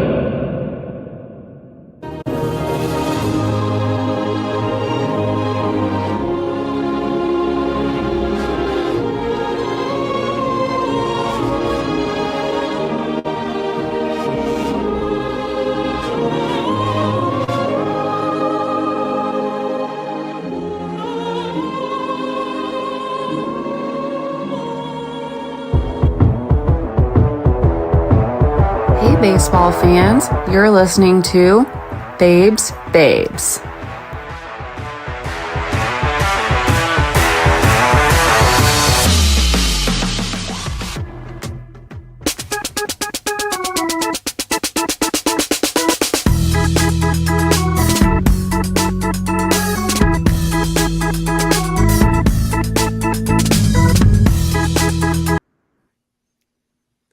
And we're back at the top of the 5th inning. Hudson at a very efficient 57 pitches to kick things off here. The Mets currently lead the Cardinals 2-1. Things are still pretty close. There's still a lot of baseball left. Hudson's got a 1-1 count on the Mets catcher today, Mr. Omar Narvaez. I would like to say hi to Mark. Mark's listening in. What's up, Mark? Mark's another one of our friends over in the UK. He's super surprised to hear that the Cardinals have left a number of runners in scoring position. He says that never happens. I'm also very shocked, Mark. You're not alone. Shocked. This is Sarah's shocked face. Young-Hoo, I love this analogy. The biggest problem with the Mets, they paid Tiffany prices for Walmart items. This is the best thing I've heard. You said it. You No. said it, sir. I love that so much. Oh my goodness. That's an amazing analogy. Oh man. Narvaez is Venezuelan, and he played on Team Venezuela this year in the WBC as he fouls that one off to work a full count 3-2. A lot of full counts for Hudson today, but he has been able to be pretty efficient overall. You know, this is one of the bad things about having a season like this. There's not really much scoreboard watching to do that will really affect us. But I will say that the Pirates and the Twins are in a perfect game bid right now in the 6th inning. Ooh. So we've got a perfect game bid watching as I interrupted Kelsey with this 4-3 Breaking news. Breaking news. Yeah, Narvaez grounds out from Tommy to Goldie for the first out. And Rafael Ortega, our center fielder today for the Mets, is going to step in. Which end is the perfect game on? Are they both throwing up the game? Let's see here. Baruki on the Pirates is throwing a perfect game right now. Wow. That'd be special. Twins. Wait a minute. I apologize. It is a combined perfect. Wait. Sorry. Oh. Let me see. Those don't count. Let me do some research here. Okay. 1-1 on Ortega. Ortega was actually the 4th youngest player in Major League Baseball when he made his debut with the Rockies back in September of 2012. Since then, he has played for the Rockies, the Cardinals, the Rangers, the Angels, the Padres, the Marlins, the Braves, the Cubs, the Yankees, and now the Mets over the past 11 seasons. Sounds like a future Cardinal. Yeah. I'm surprised. Actually, no, he was with the Cardinals. He was with the Cardinals for a short stint as he fouls that one off. Still 1-2 on Ortega. Yeah, so Ortega was with the Cardinals organization when he was claimed off waivers in January of 2014 after he was DFA'd by the Texas Rangers.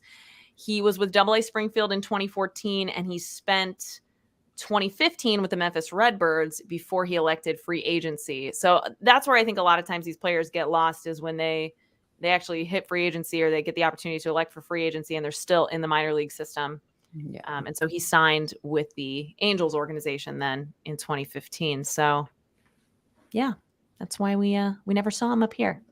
So to follow up that breaking news, it's Dallas Keuchel with the Minnesota Twins, who is a perfect game against the Pirates. 6 innings. So we're going to keep an eye on that and let you know what's going on. Hudson strikes out Ortega for the 2nd out of the inning. If you guys do want to know an interesting Dallas Keuchel story, yeah, I once creeped him out so much he had to roll up his window. So this was when he was pitching for the White Sox, and I was at a White Sox spring training game. Me and my friend were both off work that day, so we went out to catch the game, and he was the starting pitcher that day. We both decided to leave early because it had started to rain, and we wanted to beat the rush hour traffic. So we're going to leave, and this was like shortly after he had come over from the Astros to the White Sox, and there was a Mercedes G-Wagon next to us with a Texas plate, and my car is little, so we're looking up into this G-Wagon trying to figure out who is in there, and then I see Beard, and I'm like, that's Dallas Keuchel. It has to be. And we just kept looking, and he eventually just rolled his window up, and I was like, oh, no, please come back. Just wanted to say hi. I was just looking at you. Tried to follow him. He made it on the freeway before me, lost him forever, but it's the thought that counts. I almost stalked him home. Almost a magical meeting. You should have filled out a misconnections on Craigslist. I still could, I guess. Now Hudson has surpassed his 69th pitch, and he's sitting at 72 right now. I missed it. Sorry, Chip. Sorry. Yeah, it's 3-1 here on Jonathan Arouse. Jonathan Arouse. Arouse, yeah. Ooh, big swinging strike there to work him to 3-2. Looks like it's so hot they've got a fire truck sitting outside of Busch Stadium just spraying water so people can cool down. Yeah, there's some fans keeping cool in the Valley Sports Live Center. Honestly, that's the place to be today. Yeah. Big high pop-up foul and out of play. Still a If full you can't be in count the here. pool, at least. You can't be in the Yeah. pool with one Cardinal away. Get out in the streets and run around in those fire hydrants. Yes. Oh man, I wouldn't last very long out there in the pool because I never tan. It doesn't matter like how much sun exposure I've gotten, so I would be a lobster of myself. Unfortunately, Hudson is not able to work that full count to get Jonathan Aruz. He can't get Johnny out, and he walked him. He's on first base. Ugh. So stepping in here back to the top of the order with Brandon Nimmo.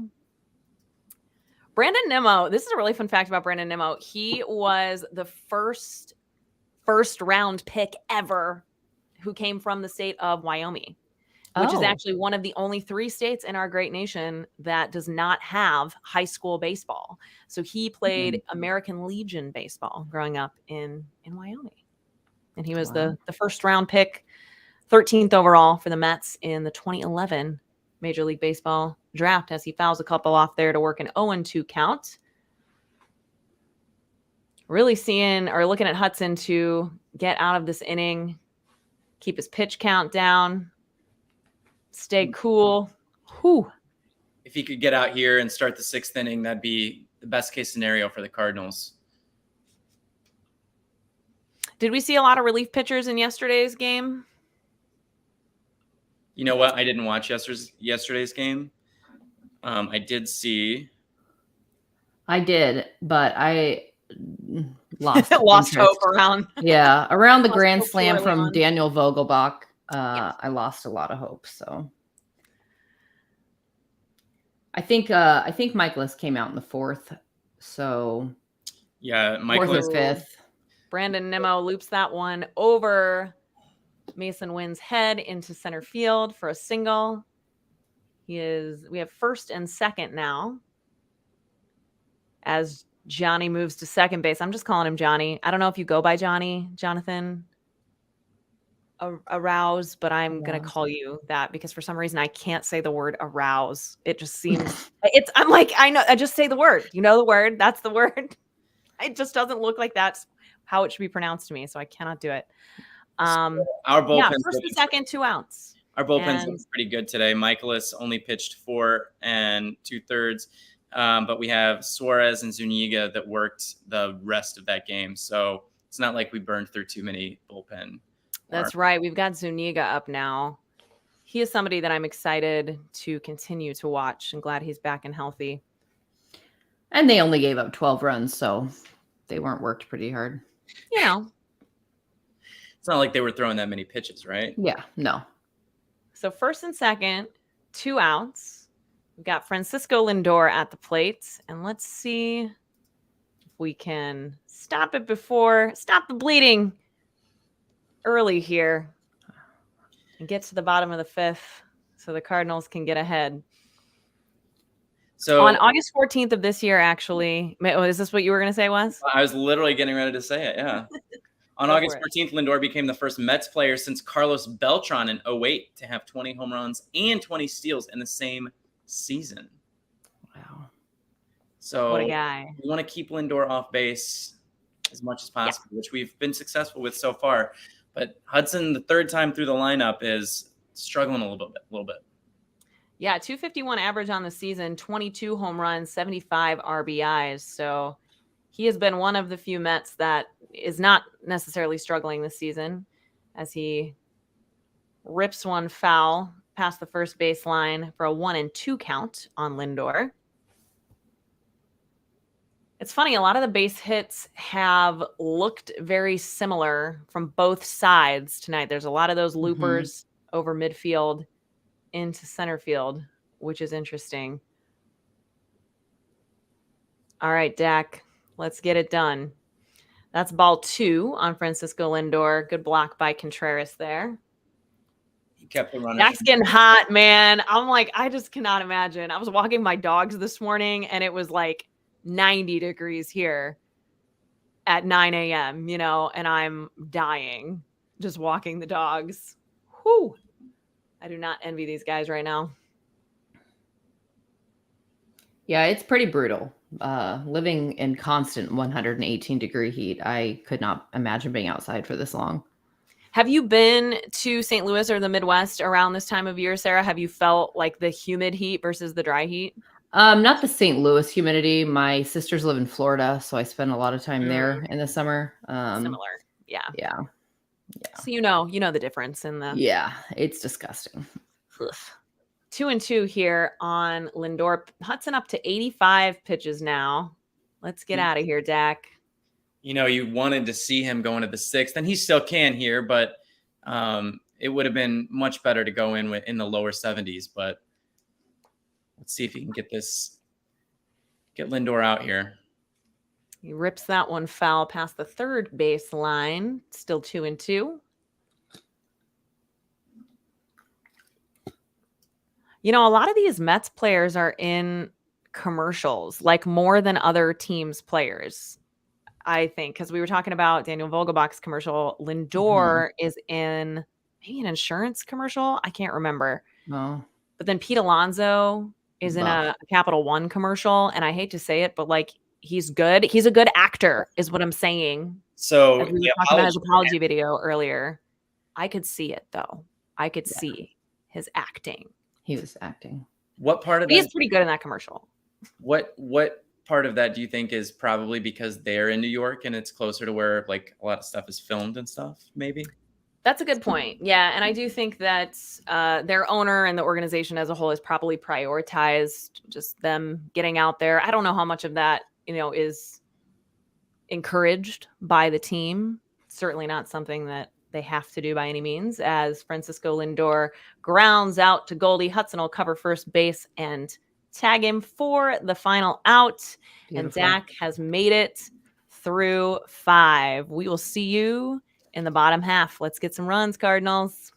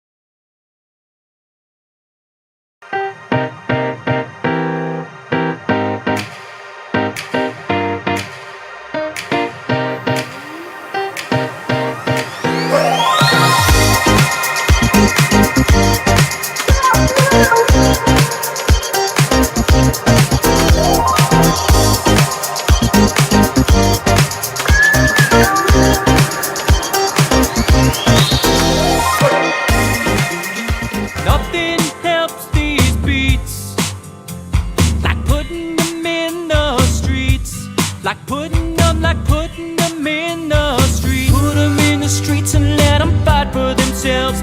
They get stronger out there and they fend off fear.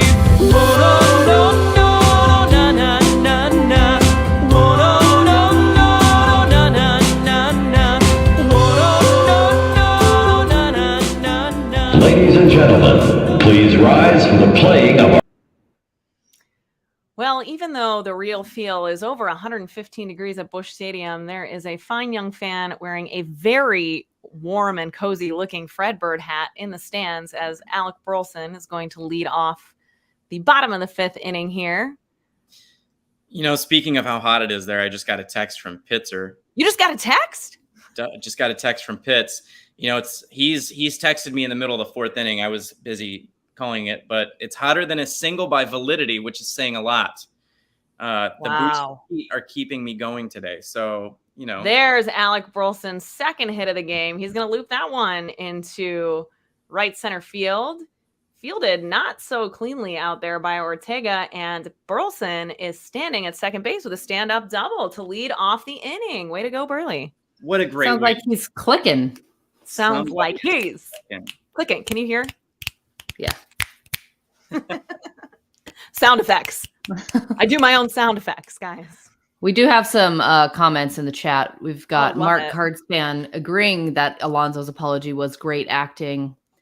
And then it looks like Mets owner is planning to open a casino in New York next to Citi Field. No surprise there.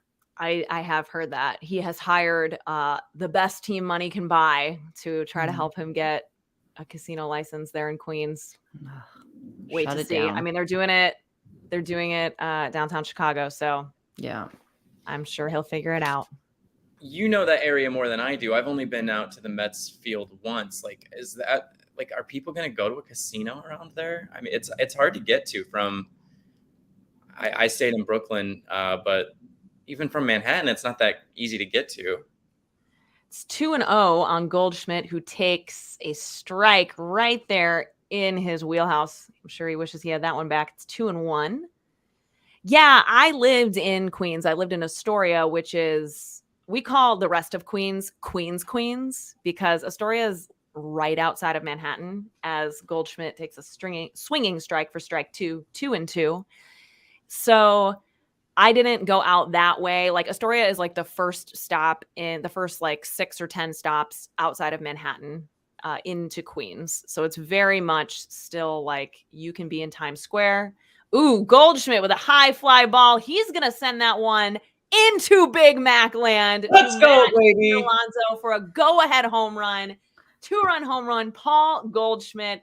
And I'm sure the Cardinals fans out in Big Mac land are much more excited about that one. Breaking news. 386 feet. I am naming my firstborn child Paul. You heard it here first. For that one. Oh, love to see that. Paul Ann. And this is Paul the cat Ann. exactly what this team needed right now. I don't think they've had a lead all weekend. Yeah, is this the first? This might be the first lead of the series. It sure feels like it, even if it isn't. Into like the second row there of Big Mac land. It fell down into the outfield. Looked like an identical shot from that Pete Alonso home run too. Looks like that's going to be it for Carrasco, who's going to leave the game at 75 pitches as the Cardinals go ahead 3-2. Yeah. So we'll keep talking about Queens, since I guess I was talking about that before I was so rudely interrupted by that Paul Goldschmidt home run. Seriously.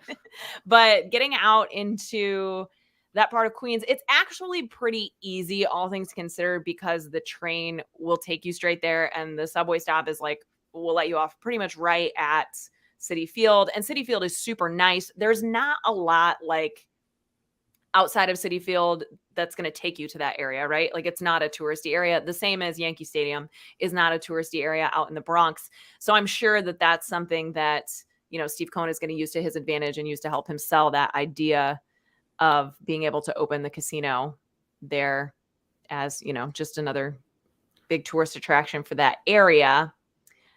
So we'll see. I have no doubt that it will happen, that it will get figured out, because that's just kind of the nature of what's happening around the game with sports betting and everything. Like, it's just not as much of a frowned upon thing anymore. So, well, and it's not even that, but yeah, I think that all the teams are starting to really capitalize on the legality of online sports betting, because you've got that DraftKings bar that's opened up pretty much not inside of Wrigley, but like it's connected to Wrigley. So, right. So you're really trying to see people capitalize on that now. So we have one across the street from Chase Field now too, out here in Phoenix. Really? A sports betting place or a casino? Well, it's like a Caesars Sportsbook / Guy Fieri restaurant. I haven't been inside. It was something else and it closed during the pandemic, and they've reopened it under that guise, but I've never been inside, so I don't know the particulars.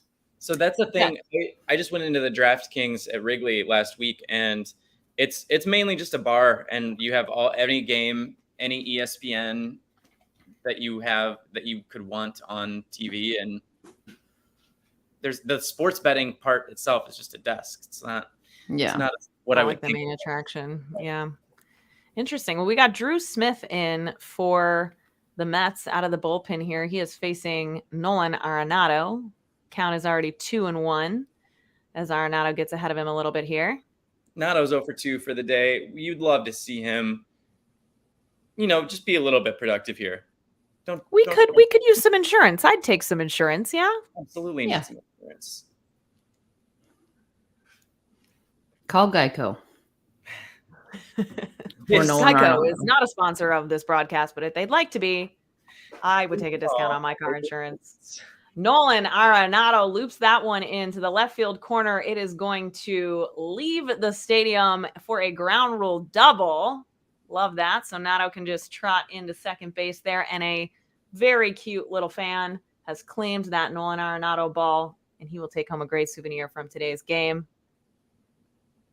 Yeah, he just reached that one out and poked it the opposite way. Again, he's not trying to do too much there. He ends up with a nice double for it. All right, let's keep it going, Cardinals. Keep it moving. Contreras steps in. He gets one right down the middle there, 83 miles an hour for strike. I just got a text from Bill DeWitt Jr. He did say Nolan Arenado is a St. Louis Cardinal. Oh, Breaking. Bill DeWitt. Whew. Breaking news. Whew. Breaking news. Thank you for that update. It's always good to confirm because you hear a lot of things. You never know. Yes. Wilson takes that one outside, 1-1. He's 0 for 2 on the day, and I know he wasn't my pick to click today, but I would pick him to click any one of these days the way he's been playing lately. High and outside, 2-1 on Wilson.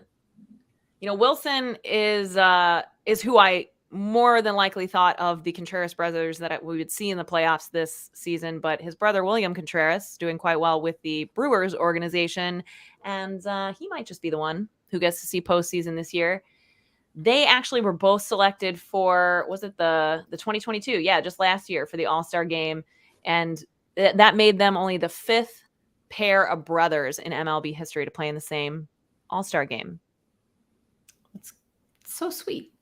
I think I was kind of surprised there was like that many pairs of brothers, honestly. I was like, only the 5th. Wow, it's crazy how it runs in the family. Little update on the Twins. That perfect game has ended. Oh, no. Dallas Keuchel gave up a hit, but the Twins are still leading 2-0 against Pittsburgh. I can't imagine feeling that, how you just have to not think about it when you're throwing anything close to a perfect game or a no-hitter. Ooh, takes that one. Just painted the bottom corner on that one. 3-2, full count for Wilson Contreras here. That should have been strike 3 there. Yeah, I assumed it was a strike. I wasn't keeping up with the count, but good call there. Maybe this is the break we need as Wilson Contreras grounds it to the third baseman. He's going to be thrown out at first. 1 out. And unfortunately, he does not get Nato over to third. Nato is still at second. We'll see Jordan Walker come up, who had a nice hit his last time up. We've got the Mariners leading 7-6 against the Astros in Houston. We've got the Giants leading 3-2 against the Braves down in Atlanta. Yankees and the Red Sox are tied 5-5 in the bottom of the 7th. Okay. It's been some action over there. We got the second best rivalry in baseball playing together today. Ooh, big rip there from Jordan Walker for strike 1. That'll go foul. The best rivalry in baseball, you ask? Well, the Cubs lead the Royals 3-1 at Wrigley. And I'm not saying the Royals and the Cubs are the best rivalry. I'm just saying. Yeah, check in on those Cubbies. The Cubs are winning right now, 3-1. Oh, man. Boo. I'm just trying not to face the reality of the Cubs making it to the postseason. I can't. When the Cardinals didn't, I wouldn't be bothered by it. If they won the wild card and the Cardinals won the division, fine. But since we're not in that situation we thought we would be in, I'm not having it. 0-2 here on Jordan Walker, who is wearing plenty of infield dirt, or I guess not. Yeah, infield dirt on his uniform today. Who knows where that dirt came from? He rips that one foul. Or no, sorry, big swing. Big swing and a miss for a strikeout there for Jordan Walker. I was hoping he stayed alive, but It will not be. That is the second out, and we'll have our last chance to get Nolan Arenado in here, who is still standing at second base. It's up to Lucan Baker, our DH on the day. All I know is that if I had a chance, I would not leave Nolan Arenado stranded. That's all I'm saying. I am sure he would prefer that. They were just Yeah. showing here on the Valley broadcast that Thomas Sagasi, who we also recently acquired, a hit for the cycle last night at Double A saw that. Springfield. So that's pretty cool. Boy, Good for him. I'm excited to have him in our system. A good Brendan Donovan-like player. Big swing and a miss there for Lucan Baker for a 1-1 count. you know, and the Blue Jays seem to be doing well. They're 68 and 56 right now. They're up 93 against the Reds. And you want to keep an eye on the Reds and the Brewers because they're leading the Central. I'm sorry, not the Reds. The Reds are in third place now. Chicago has taken over. Oh, wow. Oh, jeez. Wow. So Chicago and Cincinnati are tied for second place in the National League Central. Milwaukee's winning right now, though. Where did that game go? 3-1 against the Rangers down in Texas. Okay. Oh, yeah, that's been a good series, the Brewers and the Rangers. Lucan Baker is going to hit it straight to Lindor. Hit hard, but straight to Lindor. He tosses it over to Alonso for the third out. And I hate to say it, but Nato's left over there all by himself. But good What a inning. shame. because on Yeah, that thanks Paul to that run- big home run by Paul Goldschmidt, the Cardinals lead 3-2. And we'll see you on the other side. National anthem.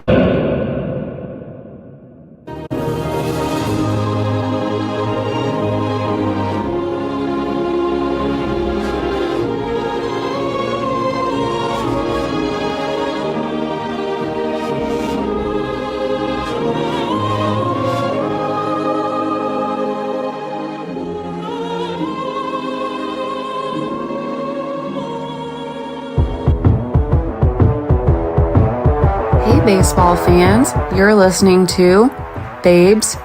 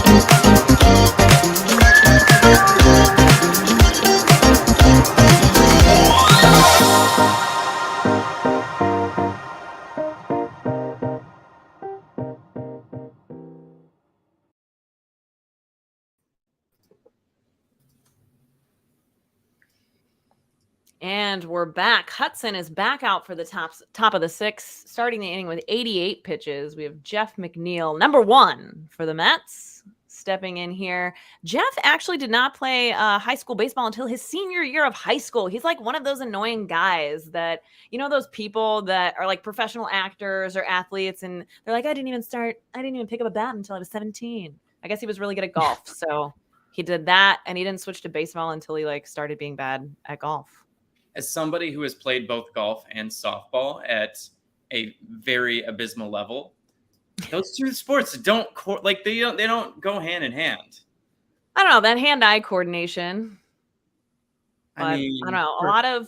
A lot of baseball players play golf like in retirement or in the off season because it's, you know, a safer sport. I just think they're great athletes all around. 1-2 as Hudson gets ahead of McNeil here. Now, Jeff McNeil was born on April 8th, making him an Aries. Sarah, what is your take on McNeil being 0 for 2 today and being an Aries? Well, the Aries are known to be a bit chaotic. So I think maybe he's just erratic. So the positives of being an Aries, they can be adventurous and energetic, but like I said, they're also chaotic. This might explain why he's not doing well today. They're selfish and quick-tempered. Maybe he's just trying too hard. Maybe he's just trying to, pump his numbers up. Foolhardy and daredevil. Those may also contribute to why he's just not doing too much. Being too much of a daredevil. That reads because I think he has been referred to in parts of his career. He's played the outfield more frequently at certain times in his career. And I saw that his teammates have nicknamed him the Flying Squirrel for how he would just live with reckless abandon out there in the outfield. It really checks out for him. Yeah, sounds about right. Full count now on McNeil, 3-2 as Hudson is up to 94 pitches. Will be interesting to see how long we see Hudson here. We've got, who have we got in the pen today? So John King, Casey Lawrence, Palante. You assume we see maybe some Drew Verhagen, who we often forget about. I sure hope so. DVG or DVH. Timeout for the hitter here on a full count. This is where Hudson just really needs to find that pitch that puts him away. Because this is not the first time that it's happened in the game where he's had a 3-2 count. Or even a little chopper right over a Hudson. Wynn recovers that nicely, but cannot get it to Goldie in time. I assume that'll be scored an infield hit for Jeff McNeil, who is now on first base. Rough break there. Great play by Wynn, but they did seem to, him and Edmund did seem to get a little tied up there. They weren't sure whose ball it was going to be. And I think that's just like Mason coming from the minors. I think that it's assumed you go for anything that's close to you if you're Mason. Yeah. Now that you're at the majors, you kind of need to get that communication a little bit more solidified. And you know what they say, every once in a while, even a blind squirrel finds a nut. So that's Jeff McNeil in his 6th inning at bat here. You set that up perfectly. Well played. Well played. 1-1 here on Pete Alonso, who hit that grueling home run into Big Mac land at his last at bat. Pete, we don't need to see that again. No. Pete Alonso's a Scorpio. Is there anything in the signs today that gave him some success?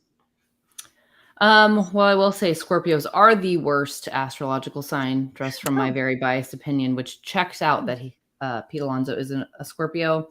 They can be jealous and resentful. That's number one reason why they're the worst. But maybe why he's having a good series is because they are determined and forceful. So he's just forcing his way on base, forcing the ball out of the park. Sounds about right. Forceful to throw away a first hit. Yeah. Ooh, that pitch was low and outside, but a big swinging strike from Pete Alonso, and Hudson's got him down on strikes for out number 1. We'll take it. Maybe he was a little too compulsive and obsessive there, as Looking Scorpios like it. are known to be. Man, these Hall of Famers out here in their red jackets today, I cannot believe they are true champions for wearing those red suit jackets. Yes. They're just showing them. As Hudson is going to come out of the game here at 99 pitches. We'll see who is coming in relief. When we come back, there's 1 on, 1 out. And Daniel Vogelbach is set to come up for the Mets. This is a fun fact about Vogelbach that we can dive into here. He has an older brother, Josh, and he's very close with his brother and his sister. But Josh was actually a star quarterback. So I know Vogelbach looks like he would be more like a football player, maybe not a quarterback, but that reads that he has some football players in the family. He was a star quarterback at Guilford College, and he now owns a gym, and he is the offensive coordinator for Bishop Verrett High School in Fort Myers, Florida, which is where both he and Daniel Vogelbach went to high school. And Vogelbach works out with his brother at his gym during the off season. So if you were wondering how Daniel Vogelbach keeps his gains, he's in the gym in Florida in the off season with his brother. I vacationed down in Fort Myers, so I might have to go looking for him. Maybe that you can join him for a workout. I wonder if it's a CrossFit gym. Wesley McKinney of Validity is a CrossFitter, so I don't know. Vogelbach doesn't look like he does CrossFit to me. Yeah. Well, I mean, sometimes there are people that do CrossFit that don't necessarily look like that. That's true. That's one of the things that's kind of cool about it. But Vogelbach is a strong man. I would venture to say he's a stronger guy than Pete Alonso. Whoa, But that's do you a big think that statement. What was that, Pete Sarah? Vogelbach could put somebody in the hospital if he wanted to? Oh, absolutely. Oh, no. I think Vogelbach's deadlift is much heavier than Pete Alonso's. And I think he can out squat Pete Alonso any day of the week. Yeah, Hudson took Pete Alonso out on a nasty swinging strike that brought him down to a knee for his last pitch of the game, as we're going to see John King come in here, who has appeared in 20 games this season. Not that many for the St. Louis Cardinals. We just got him over here at part of that tragic trade deadline. But let's see. Is Daniel Vogelbach still going to be the batter here?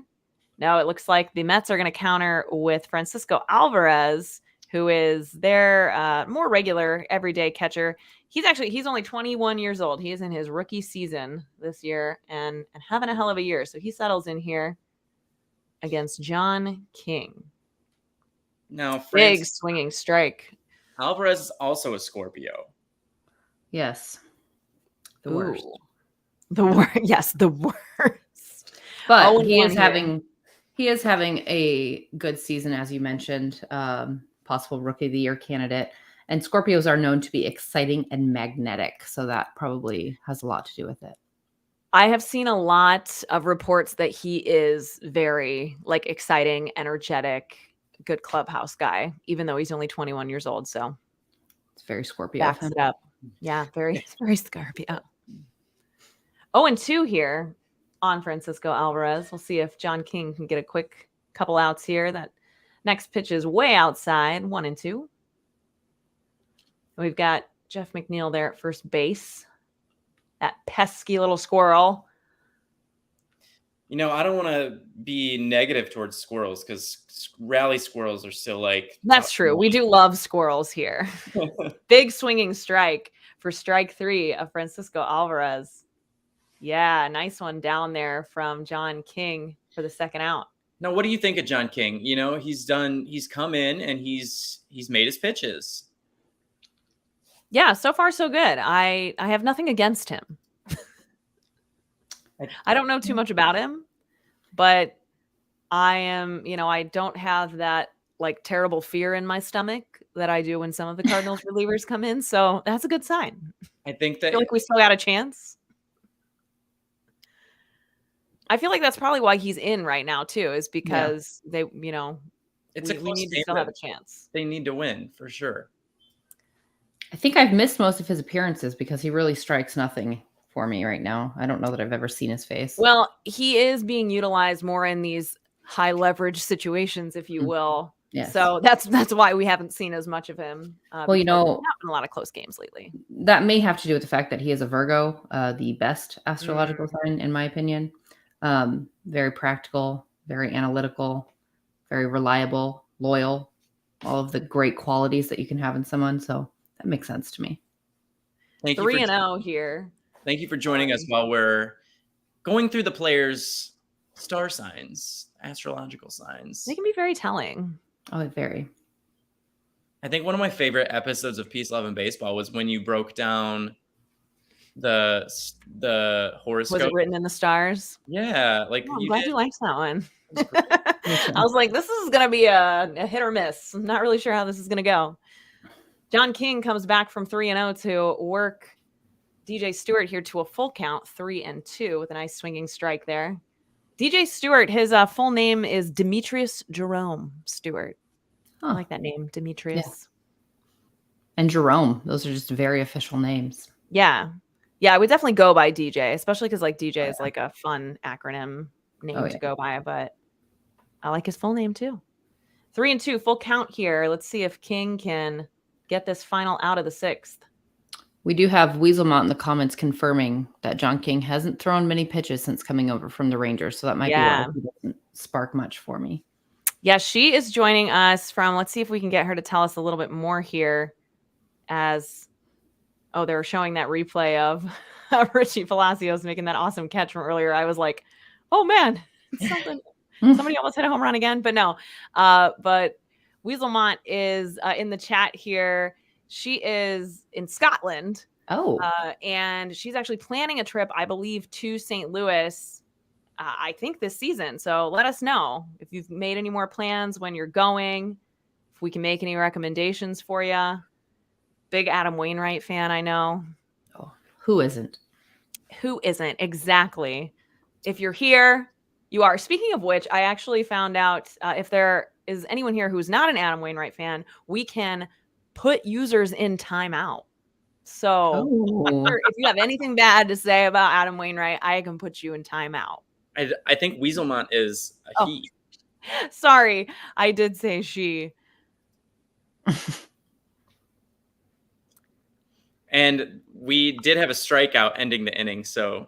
I missed that too. Wait, this is the first time we've done this, folks, and strikeout. you get to see all the... I got too much going on. How do they do this? I need some. They got people in their ear. That's for sure. We don't have that kind of TV magic over here. Nice outing there for John King. It'll be interesting to see if we get him back in the 7th inning. Well, we are moving right along here. All right, we're going to play this commercial for you, and we'll be right back. All right.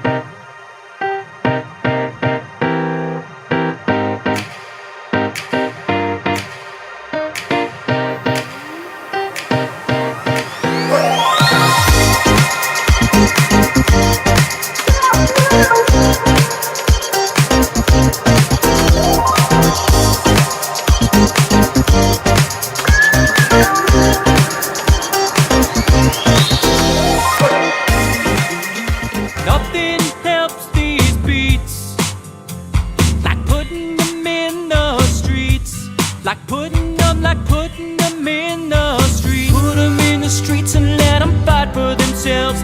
They get stronger out there and they fend off fear. Oh no, no, no, na na na na. Oh no, no, no, na na na na.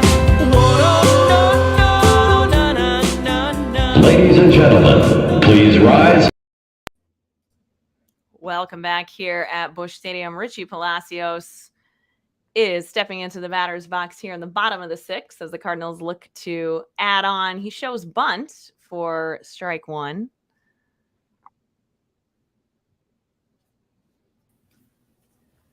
I feel like I had another fun fact about Richie here. Oh, it was more so that until the Cardinals claimed him, or I guess he got traded to the Cardinals, he was with the Cleveland Guardians organization. There's strike 2, 0-2 on Palacios, but he was with the Guardians organization since 2018. And for the majority of the time, he played for the Akron Rubber Ducks, which I had not heard of before. That's their AA affiliate. And the Rubber Ducks refers to Akron's history in the rubber industry because it is the birthplace of tire and rubber companies such as Goodyear, Firestone, and General Tire. So not confirming that Ohio is real, but it seems like they do make a lot of tires there. I don't buy it. Ohio is not real. Now, Palacio was born on May 16th, which makes him a Taurus, and also our first Taurus. He's my twin because I was also born on May 16th. Oh, what a great day to be born. Look at that. 1-2 here on Palacios. He swings and hits it straight to Jeff McNeil, who is playing between first and second base and is thrown out at first for the first out of the inning. Which is exactly something that I would do playing softball. So May 16th, brothers, unite. It's written in the stars for today. Absolutely. You know, Taurus are, as a Virgo myself, Taurus are one of my near and dear astrological signs because we do get along very well. A lot of my closest friends are Tauruses, but it looks like some of the things they're known for, patient and reliable. And I feel like that pretty much describes Richie Palacios with his time in Major League Baseball and got him where he is now. Absolutely. Mason Wynn's going to step in here 0-1. Quick 0-1 as that one is high and inside to even the count at 1-1. Mason Wynn got his second major league hit. It looked a whole lot like his first major league hit. Let's see if he can get one out of the infield here in this at bat. Man, we are getting listeners from all over the world. We got people from Wales. We got people from Scotland. Yeah, Love to hear that. Thank you international. for joining us. International broadcast. It was Tell so us where you're from in the chat if you haven't already. It was That could so be fun to fun. be able to like talk to the people in London that love the Cardinals, and even if they Yeah. didn't love the Cardinals, just loved baseball. Yeah, we need an Irish person. I have Irish ancestry, but from a long, long time ago. So, we got somebody from South Korea. Thank Oh, you. wow. Welcome. Yeah, I mean, it's cool because when we do a day game, that was part of why we wanted to do a day game because it aligns a little bit more with the time differences to not be so crazy at other places of the world. Hopefully it's not terribly late as it would be at the nighttime games where y'all are at. I have absolutely no idea who this pitcher is for the Mets. He must have just got called up because I don't think he was on their roster yesterday. Kolarek, but he gets Mason Wynn to ground out there for the second out of the inning. That's kind of rude. You just got here. Right? Excuse me, who are you? So rude. So we're back to the top of the order. Tommy Edman, who's having himself a day. We'll see if he can keep things going here with 2 outs. Tommy Edman is another Taurus. He's another one of the Taurus clan. Persistent and determined, placid and security loving. Tommy does love the security of that bag, so it's fitting. We'll see if he gets it here. Let's get another Tommy 2 bag. Yeah, one of the reasons that he is Tommy 2 bags is because he's not picky about the way he gets 2 bags. Sometimes he'll single and he'll steal that second base. Sometimes he's got himself a stand-up double. Sometimes he's hustling it out. You never know what you're going to get, but he is making the most of every opportunity up there. A quick 0-2 on Tommy from this mystery pitcher. Maybe the Cardinals haven't seen much of him either. Looks like so far as Tommy steps back in.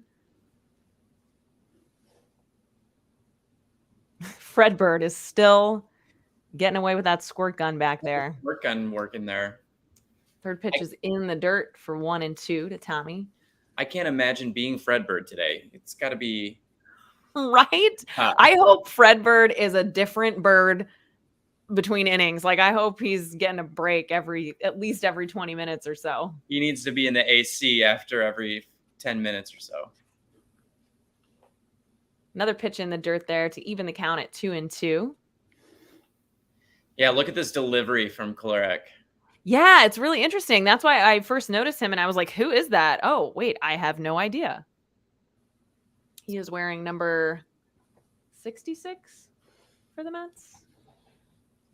Who was the Cardinals reliever that? Yeah, that one was very high and inside. Tommy is actually going to get, he just got plunked. He just got hit. He's got hit. Yep. He's going to take his base, baby. So good Tommy day for tossed over to first base, and we'll see if he snags second. Wait to see. Ooh, yeah, that one knocked his elbow guard off, and that's why they wear those guards, folks. Yikes. Oh my gosh, it always like shocks me how most of the time when they're hit, like they make literally no, especially guys like Tommy, no reaction, just like, all right, I'm walking to my base. All right, the Mets are going to change out pitchers here. They have seen enough from Mystery Man. And quite frankly, so have I. Yeah, me too. It looks like Sam Coonrod, I believe, is who's going to come in for the Mets. We'll confirm that when they come back. And it looks like the Cardinals are also going to pinch hit for Alec Burleson with right-handed batter Tyler O'Neill, our bro, who I would love to see today. So heads up, it looks like he's coming in. Yeah. I give it to the UK fans and even South Korea fans too. I mean, what time is it in South Korea? I know they're 6 hours ahead probably in the UK, but I have no idea. I have to consult my world clock here. When I was out there after the London series, I was not there for work. I was there for fun. So I was staying up pretty late. But even still, I would fall asleep listening to a game, and Yeah. it's 1 o'clock, 2 o'clock in the morning. Oh, it looks like it's 5 a.m. in South Korea. Oh, They're wow. 14 hours ahead of us. Have you been up My all night, goodness. or are you just up early? Waking up early for a nice little game. That's really the question. Speaking of South Korea, I don't know if we'll see him in today's game, but we have been seeing him a lot lately. Our guy Taylor Motter has actually played in the KBO League, which is the highest level league of baseball in South Korea. So maybe you've seen Taylor Motter over there. Have you been to a KBO game? That'd be pretty cool to talk to people who have been to games in the other leagues across the world. Maybe Big he was a big Dave in the celebrity there. house. Big Dave, thanks for joining us. Oh, you stayed up all night. Thank you. Stayed up Wow. all night in South Korea. Look at that. Well, hopefully we can get you a Cardinals win. Are you a Cardinals fan? Are you a Mets fan? You seem to be a big baseball fan, which I love.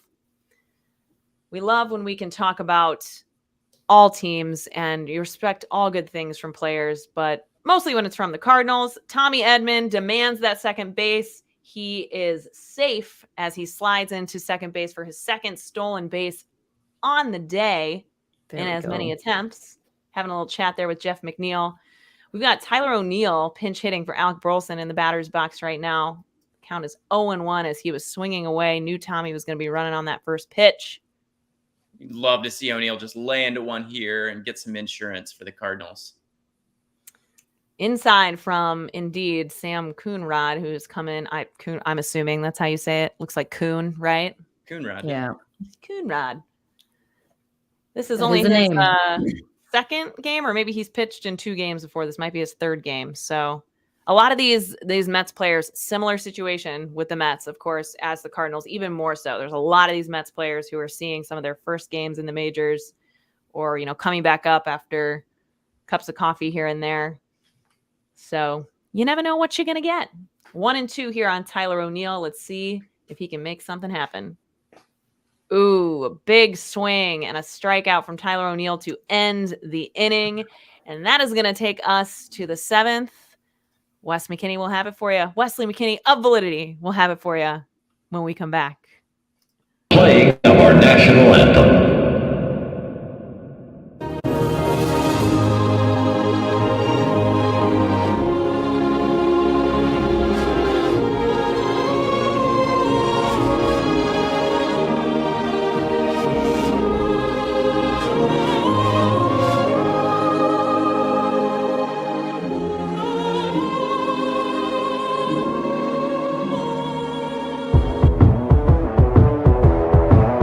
Hey, baseball fans, you're listening to Babes.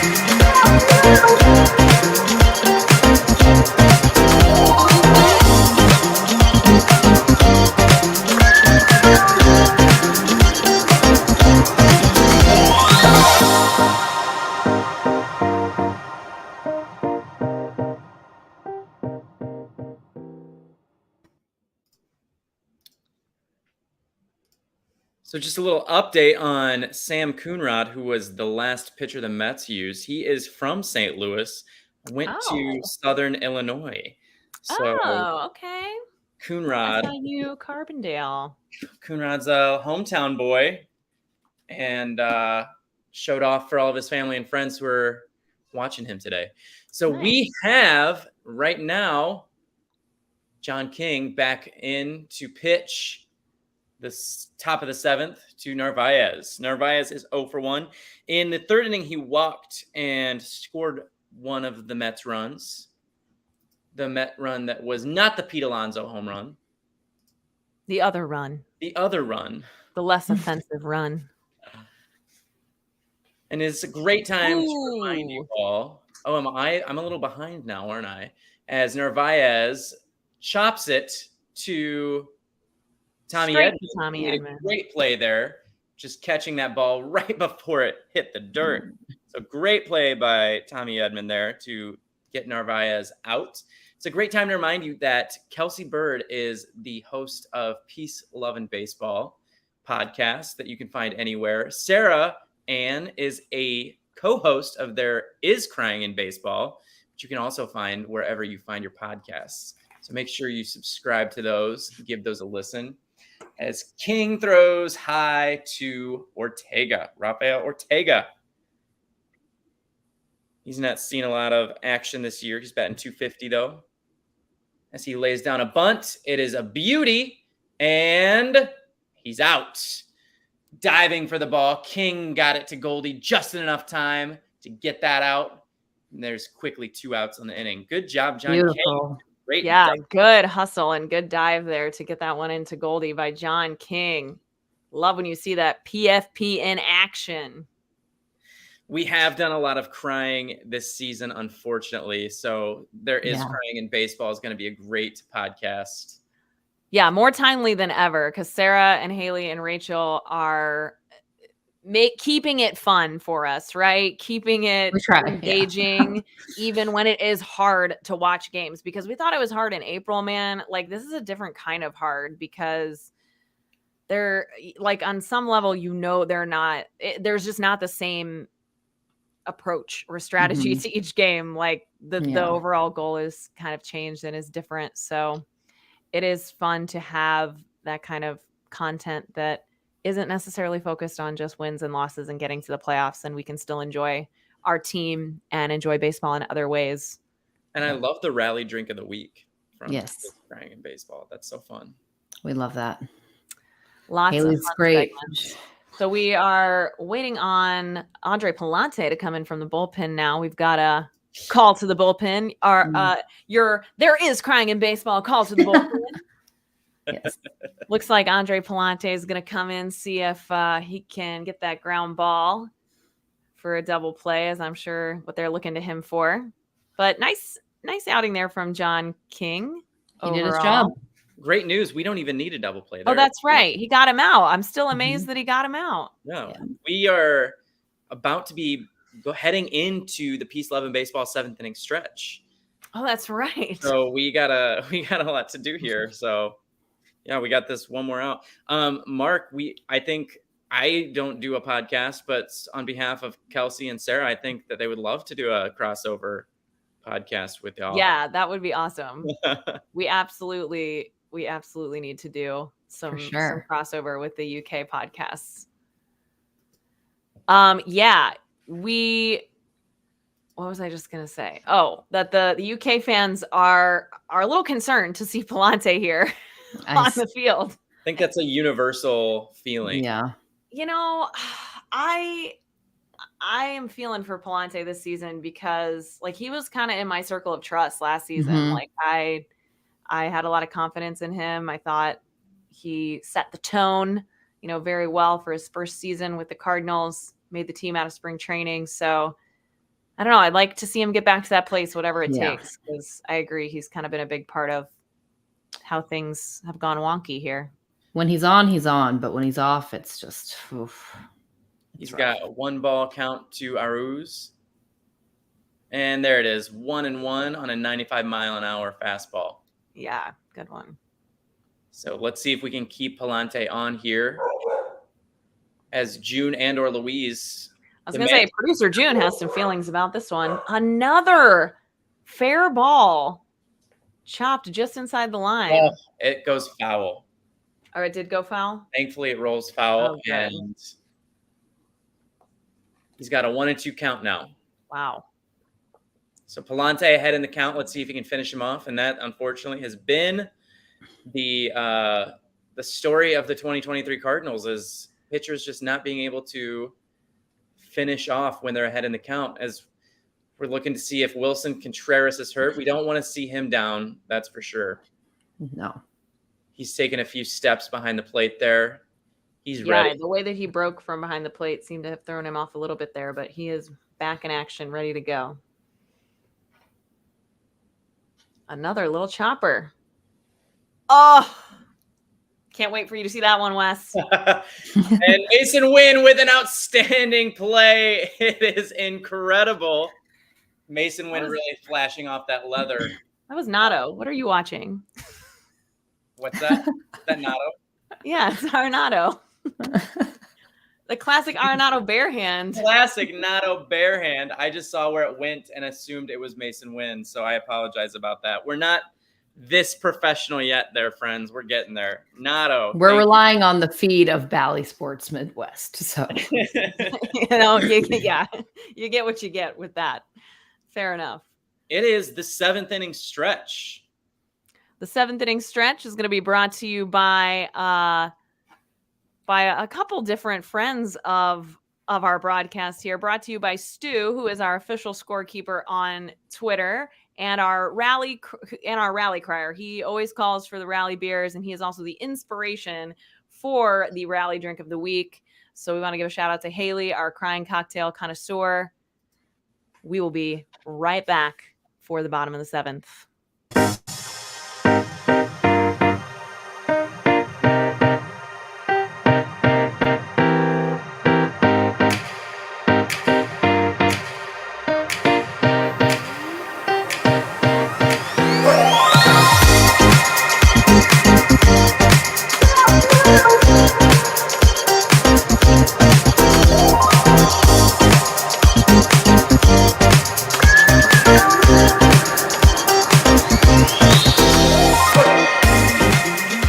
Nothing helps these beats like putting them in the streets, like putting them in the streets. Put them in the streets and let them fight for themselves. They get stronger out there and they fend off fear. Oh no, no, no, na na na na. Oh no, no, no, na na na na. Oh no, no, na na na na. Ladies and gentlemen, please rise for the playing of our national anthem.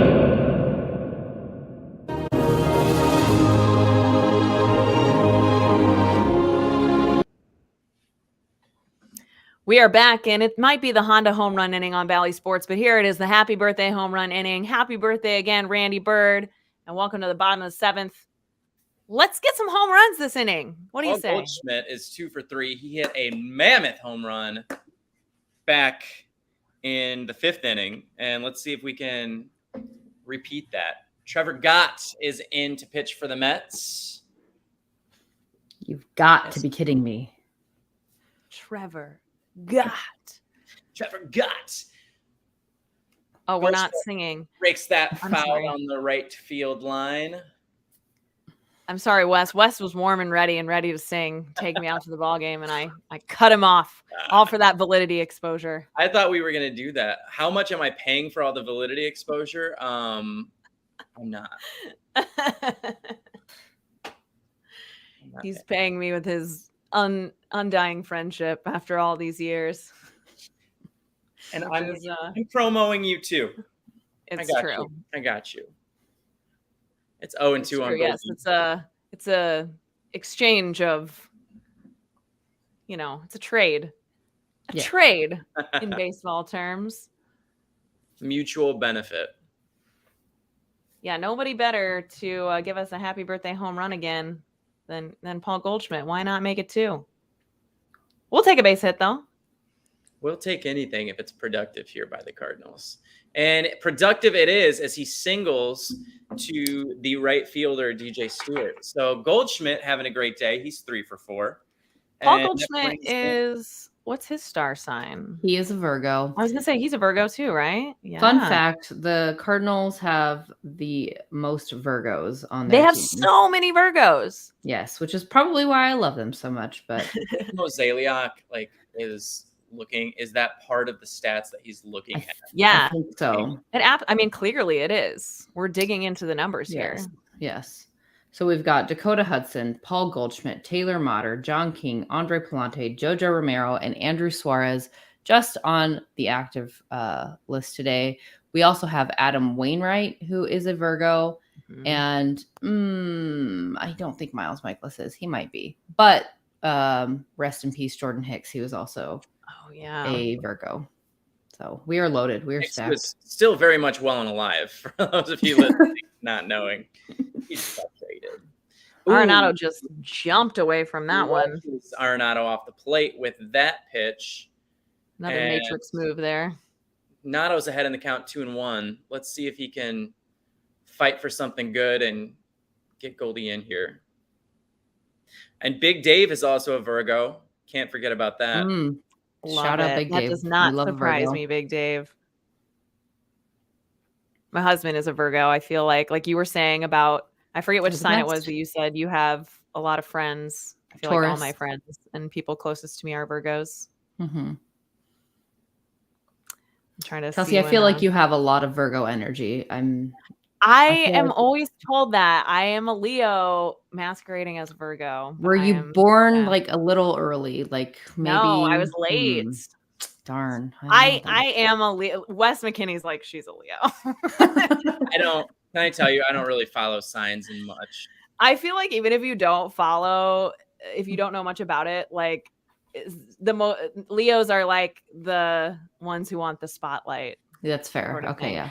Which I definitely was very much like that, especially as a child. I feel like now that I've had the spotlight and I know I can get it when I want it, I like have less like obvious Leo energy. If that makes sense. For sure. Yeah. A swing and a miss and a foul gets Arenado to 3-2 here. As Gott has.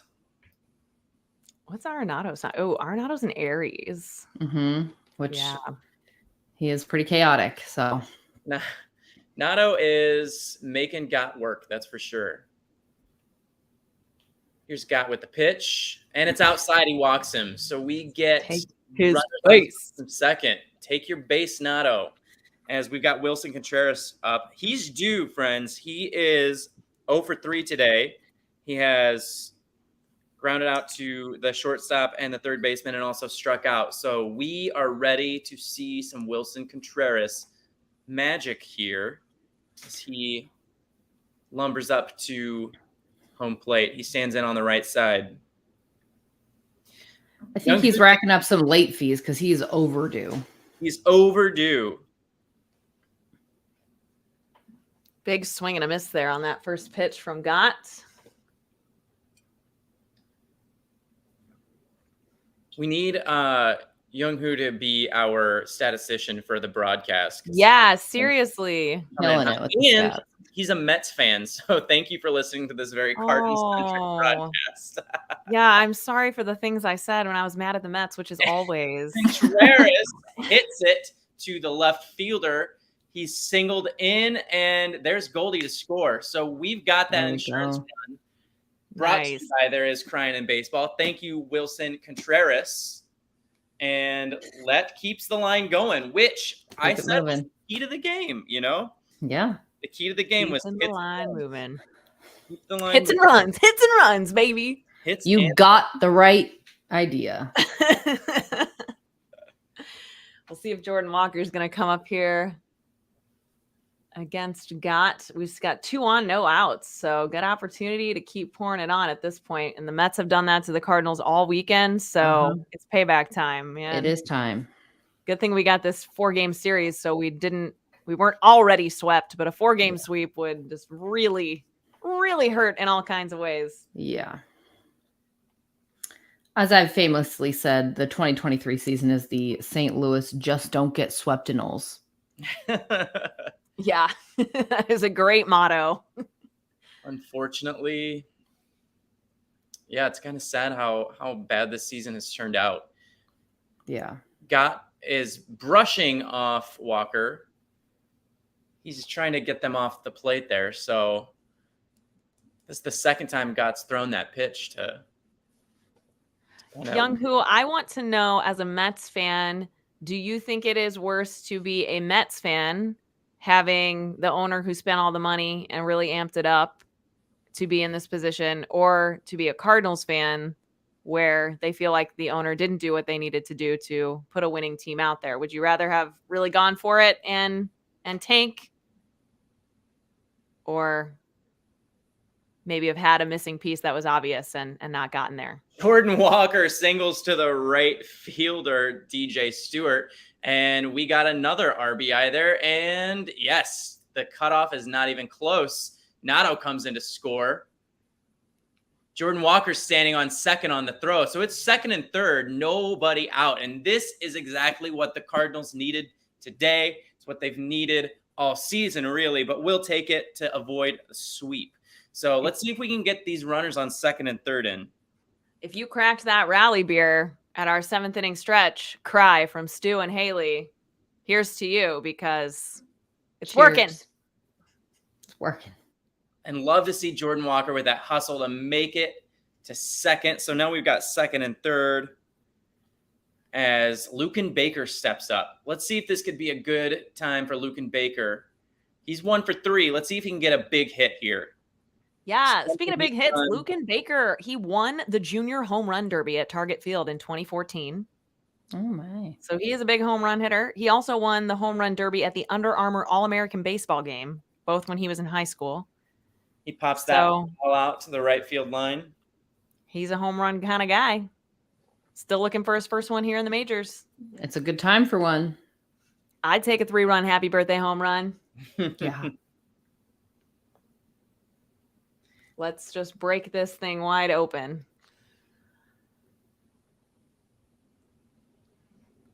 Trevor Gott shaking off some signs. He's ready. The pitch outside. That one was almost a pitch clock violation. Which, how do we feel about the pitch clock now that we've seen it for most of the season? I don't hate it. I think maybe 5 more seconds is good.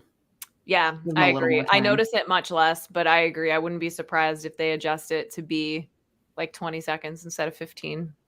I think it's effective in certain situations for sure, but I will be very interested to see, because they're not using the pitch clock during the playoffs. So I'm going to be interested to see if pitchers want to take more time, or if they are just so used to pitching fast, as Lucan Baker fouls it back towards the broadcast booth, which we are not sitting in, as you can probably tell. We're not? We're not in the broadcast booth yet. Yet. Soon. Keyword. Cardinals might put a cease and desist notice on us. Well, if we were in the broadcast booth, we might have to be wearing these ridiculous hats that they've got on. So maybe we're thankful. Lucan Baker was there as the first out of the inning is a strikeout. You know what? I don't mind the umbrella hat if it's going to be 108 degrees. It looks a little restrictive and uncomfortable, but maybe I'm just making a judgment. Yeah, I don't doubt its functionality. It's practicality, I guess, but it's not my look. I'm kind of disappointed to see that they've made their way over from the national broadcast. The Fox broadcast team was wearing them on Thursday night. Oh. And now Brad and Chip are wearing them. I don't feel left out. I don't feel like we're missing out, guys. No, I'm okay. I like my hat right now. We do have a fun fact added to the chat of on May 28th, 2023, the Cardinals, Lucan Baker broke his bat and still hit a home run in the minor leagues. Oh, I do remember that. Fun fact. Yeah, I do remember that. He crushes them. Yep. Yeah, I do agree. I'll give a shout out. I'll give this to the Mets fans. I'll say it now, especially since we're ahead. It is so much easier to be a Yankees fan. Maybe not this season, but most seasons. And so I do give it to the Mets fans. They have had it rough for a long time. They're always kind of flying under the radar in terms of baseball, especially amongst New York fans. So got to give it to them. It's 2-1 on what should be a 3-0 count. That ball that was called strike was outside, but it's 3-1 now on Palacios.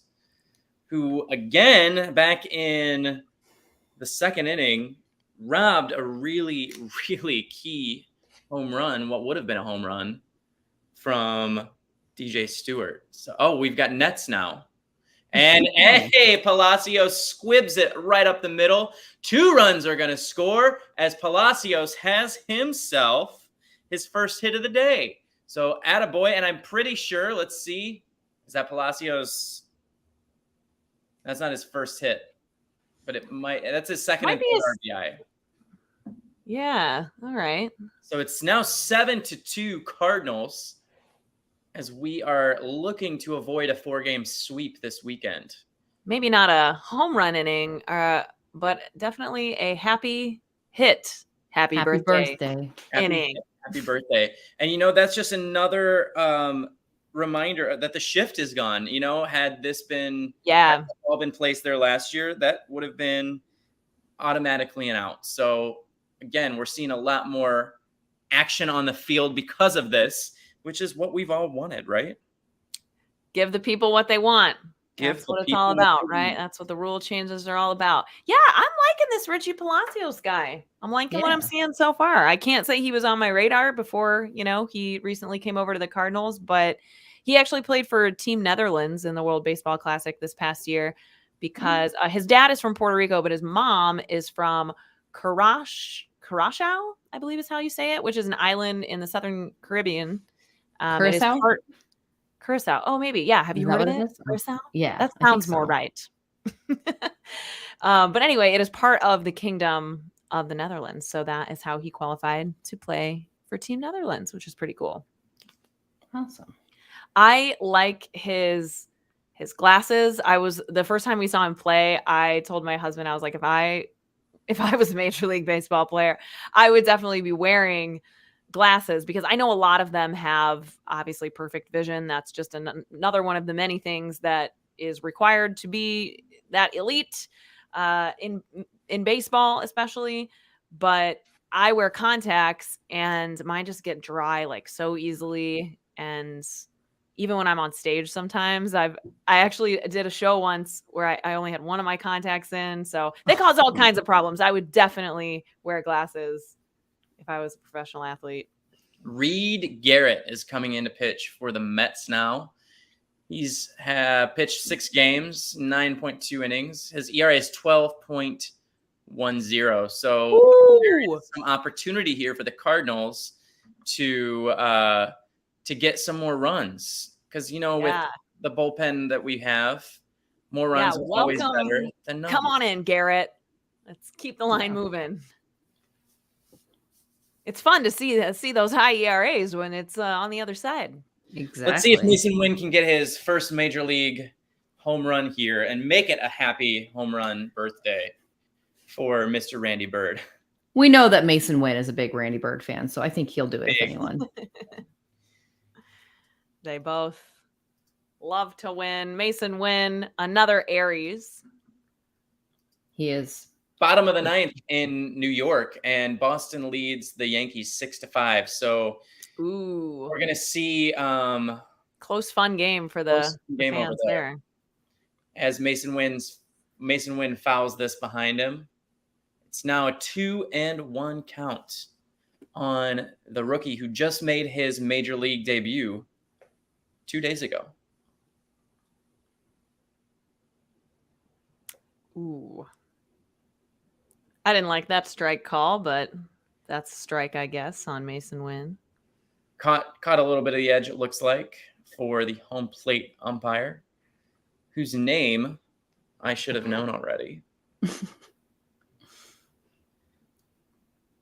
Here we go with Garrett. The pitch to Wynn, and he lines that into left field to the left fielder, Brandon Nimmo. And it looks like the bases are going to be loaded for Tommy Edman, who has been hot today. Wynn gets that one out of the infield for his third Major League hit, his first Major League hit that's going to get out of the infield. So there we go. No need to hustle like crazy. And the bases, that's going to, did that bring in?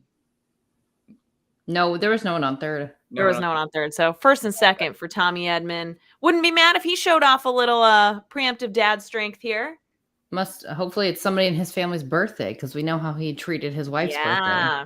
Well, which was also my birthday. So Oh, that's right. maybe for my dad's birthday, he'll get that power going again too. Power hitter Tommy Edman. Strike right down the middle on a 90-mile-an-hour fastball to Tommy Edman.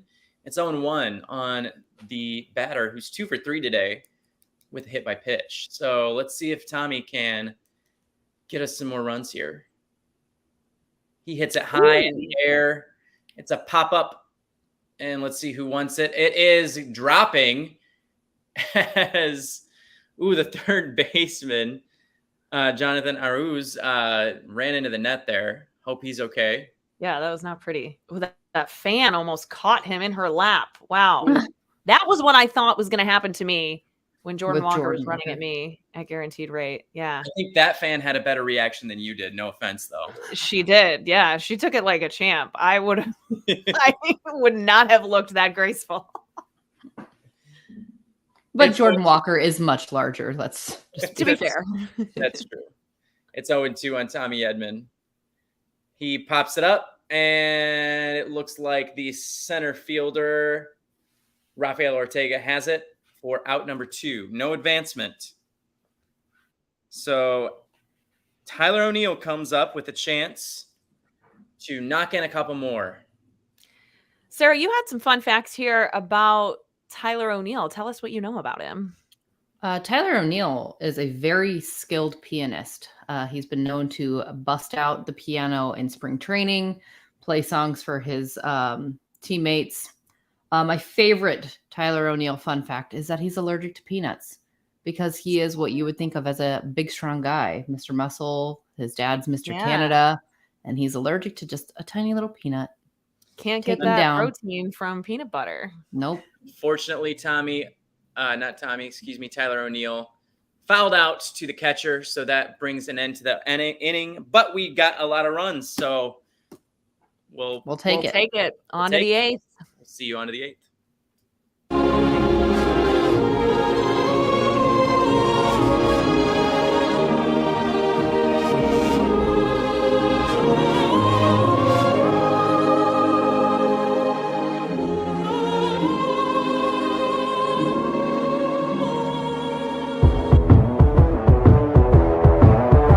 Baseball fans, you're listening to Babes.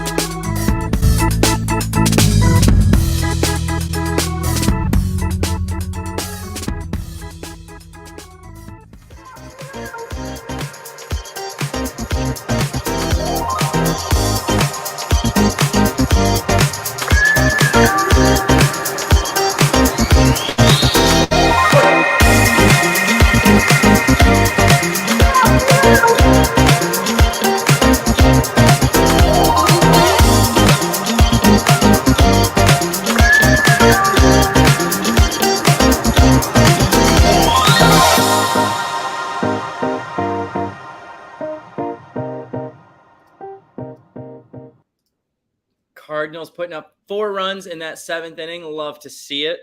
We've got another live update from America's dad, Illinois' dad, Derek Pitzer.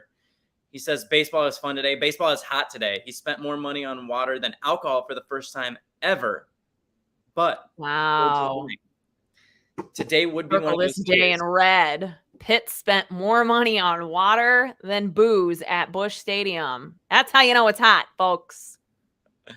Brandon Nimmo is going to step up to bat for the Cardinals here. Looks like something happened in between innings. I can't tell exactly. Not sure what. I should have turned my my captions on here. If anybody knows what happened there, looked like there was some Brandon Nimmo drama. Palante is going to fire his first pitch to Nimmo here in the top of the 8th inning. And it's in there for a strike at 96 miles an hour. So as we go through the lineup again here, we're going to play a little, would you make a qualifying offer to this player? Let's just pretend for the sake of this game that everybody's hitting free agency. Are you going to make them a qualifying offer, which means like they get the offer that you have to give to any free agent if they're on your team? Or are you going to sign them, make sure they get a good deal with you, give them the money they want? Or are you going to DFA them? How do you feel about Brandon Nimmo these days? Brandon Nimmo, he's consistent. He's a good leadoff hitter, so I'd sign him. What about you, Sarah? What are your Nimmo feelings? I don't like anybody that plays on the Mets, so I would DFA. Yeah, I'm definitely impartial because he's on the Mets. I just, I have certain feelings about that. As he strikes out there, I'll take it. I didn't care for his commentary about the WBC either. So, ooh, yeah. I don't like his personality has not won me over either. Because he is a good player, I might make him that qualifying offer, but don't love him. Don't love him as a guy. Just a guy, Yeah. Francisco Lindor comes up to bat. He is 0 for 3 on the day. Let's see if Palante can. Oh, and there goes his hit. He hits a soft liner to Tyler O'Neill for his first base hit of the day. Lindor is on for Jeff McNeil. Live update from Illinois' dad. He did need a Francisco Lindor hit to win his bet today. So with that hit, Derek Pitzer has won $150. Since we're 5 runs ahead, I guess I'm glad he got some money. Earned some of that money back he spent on water today. It's time for a Bud Light now that he's won $150. Here's a little chopper. Goldschmidt grabs that on a bounce. He gets the leadoff man. No chance for them to get McNeil there running quickly, but we did get the leadoff man in that fielder's choice by McNeil. Yeah, as we continue to play our little offer sign DFA, feel free to join in the chat. What about Lindor? How do y'all feel about Lindor? Any specific feelings? No specific feelings. Again, as a Met, I just never really cared for him. But the videos with him and his daughter are really sweet, and so I would sign him. Yeah, I agree. He seems like a really good dad. There's been a lot of cute coverage of him and his kids, so yeah, I would sign him too. I would sign him. He's an RBI machine. He's got 75 RBIs on the season, so yeah. I mean, as a player, you can't argue with that. So I would make all my decisions if I was a front office member based on emotion and not stats. So I love that. I think there needs to be a good mix of both because I firmly believe that it's not even emotion. It's like instinct. There is an instinctive part of it that is the human element that they're trying more and more to take out of everything, right? Not just professional sports, but it is a way that I think a lot of teams have gone wrong because, one of the things that I hate most about math is if we're relating it to analytics is that there's always an exception. You can say like, this is how you do this. This is how you solve this to get the answer. But there's always a like, except for this, then it doesn't work. And that's what I always hated about math. And that's where analytics can steer you wrong too. So you can analyze it till you're blue in the face, but it's not always going to give you a direct result. You got to find that perfect balance of the human element with it as well. And you talk about this on the podcast a lot, Kelsey, and I really do appreciate it because fans are looking at, the fans don't know what's going on inside the clubhouse on any given day. Right. So when a manager does make a tough decision, it's kind of tricky for us fans to see what's going on. So I usually give managers the benefit of the doubt, but Tito's in the house now. We got guys, Tito. an enemy has infiltrated the chat. Yeah, Tito, get out of here with your St. Louis City. Is St. Louis City playing today? That's what I want to know. I don't even know. I don't even care. Allegedly. It makes me want to jump on the soccer train. So No, we're watching baseball. well, Today I'm is not baseball. saying right now. I can like St. Louis City and be a big Cardinals fan still. That's fair. true. Here We need to comes prioritize. Giovanni Gallegos. How do we feel about Gallegos in with Whoop. Big strong guy. league? It's a good matchup. We got a Yep. 5-run lead here. I feel good about Gallegos. 0-1 on Pete Alonso, the polar bear. Ice, Tito baby. has directed me to cry, which I do every week on my podcast, Tito. You should listen to it. Yeah, Tito, Strike you got to tune in for that. Strike 2. No crying on commands here on the live broadcast. Oh no! Now there's multiple fans talking about soccer in here. We gotta Jared. break this up. Jared, This is a absolutely baseball not. broadcast, friends. No, I encourage all of Where's that timeout feature? Yeah. I encourage all of the listeners to talk amongst themselves. That ball was upstairs. So Pete Alonso, we're all DFAing Pete Alonso, yeah? Oh, yeah. Yeah, I don't care how many DFA. home runs he can hit. Get him out of I here. wouldn't even just DFA him. I'd release him. I'd Yeah, get him out. fully released. Fully release. You're done. we don't want him on the team. We don't want him in Major League Baseball. You know, I gotta say too, like I really enjoyed watching him in the 2021 Home Run Derby, which I think is the last time that he won. Like he was a lot of fun to watch. I hadn't followed him a ton as a player, so my initial perception of him was that he was like this cool, laid back guy who was having a ton of fun and not taking the Home Run Derby too seriously. And man, was I wrong. He fooled me once. Here comes the pitch from Gallegos, and it's fouled. Strike out, but the ball got away. No chance for Wilson Contreras to throw out Alonso there. So it was a strikeout, and he reached on the passed ball, wild pitch. What do you think we're going to call this?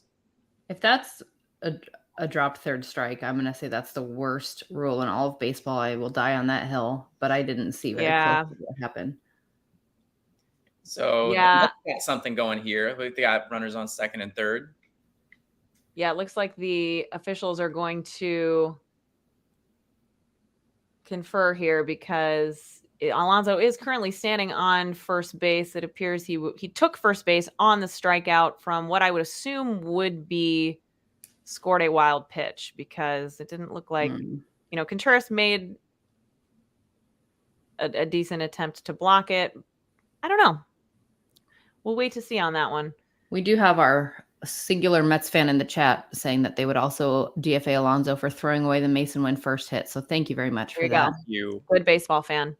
Good baseball fan for sure. Mm-hmm. So Alonso is indeed going to stay there on first base. And Francisco Alvarez is taking his second at bat today.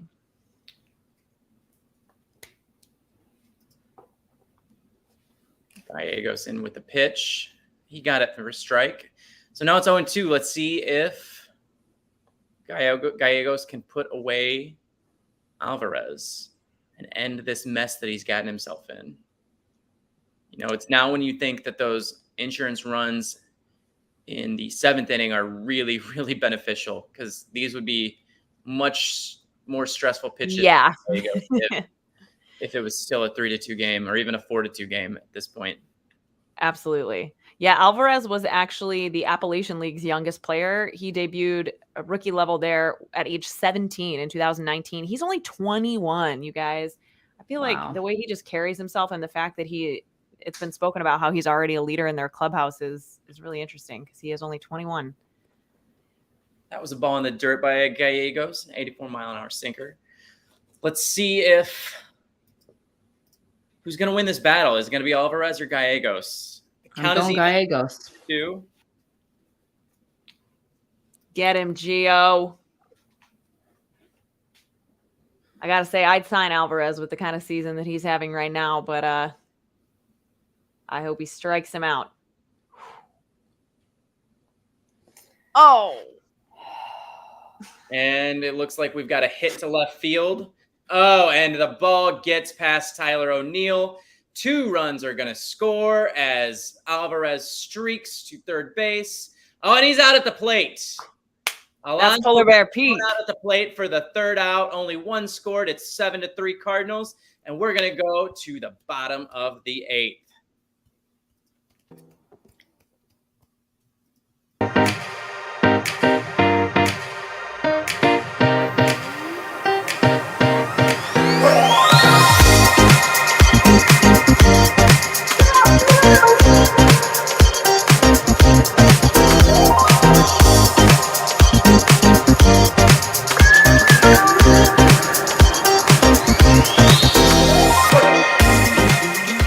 Nothing helps these beats like putting them in the streets, like putting them in the streets. Put them in the streets and let them fight for themselves.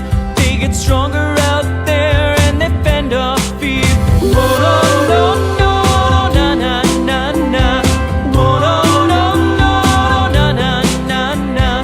Oh, no, no, no, na, na, na, na. Ladies and gentlemen, please rise for the playing of our national anthem.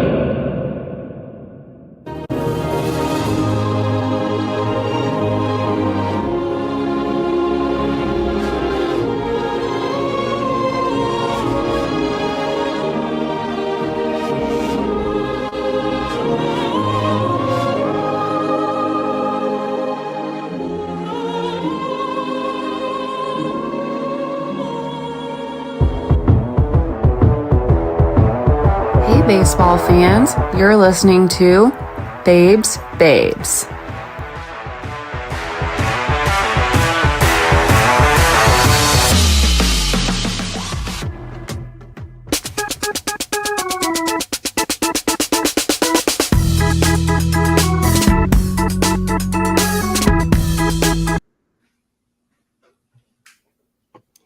What a great play by Tyler O'Neill out there in left field to gun down Pete Alonso.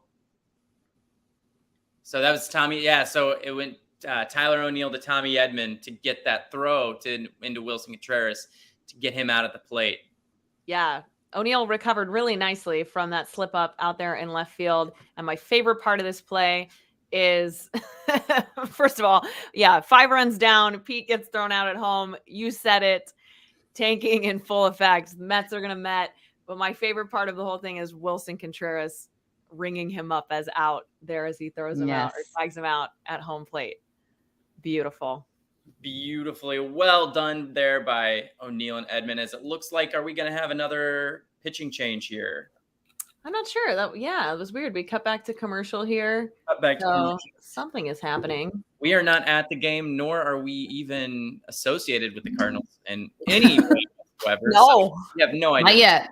But we have no chance of getting suspended, so we can say whatever we want. And that's the perk of working for yourself, right?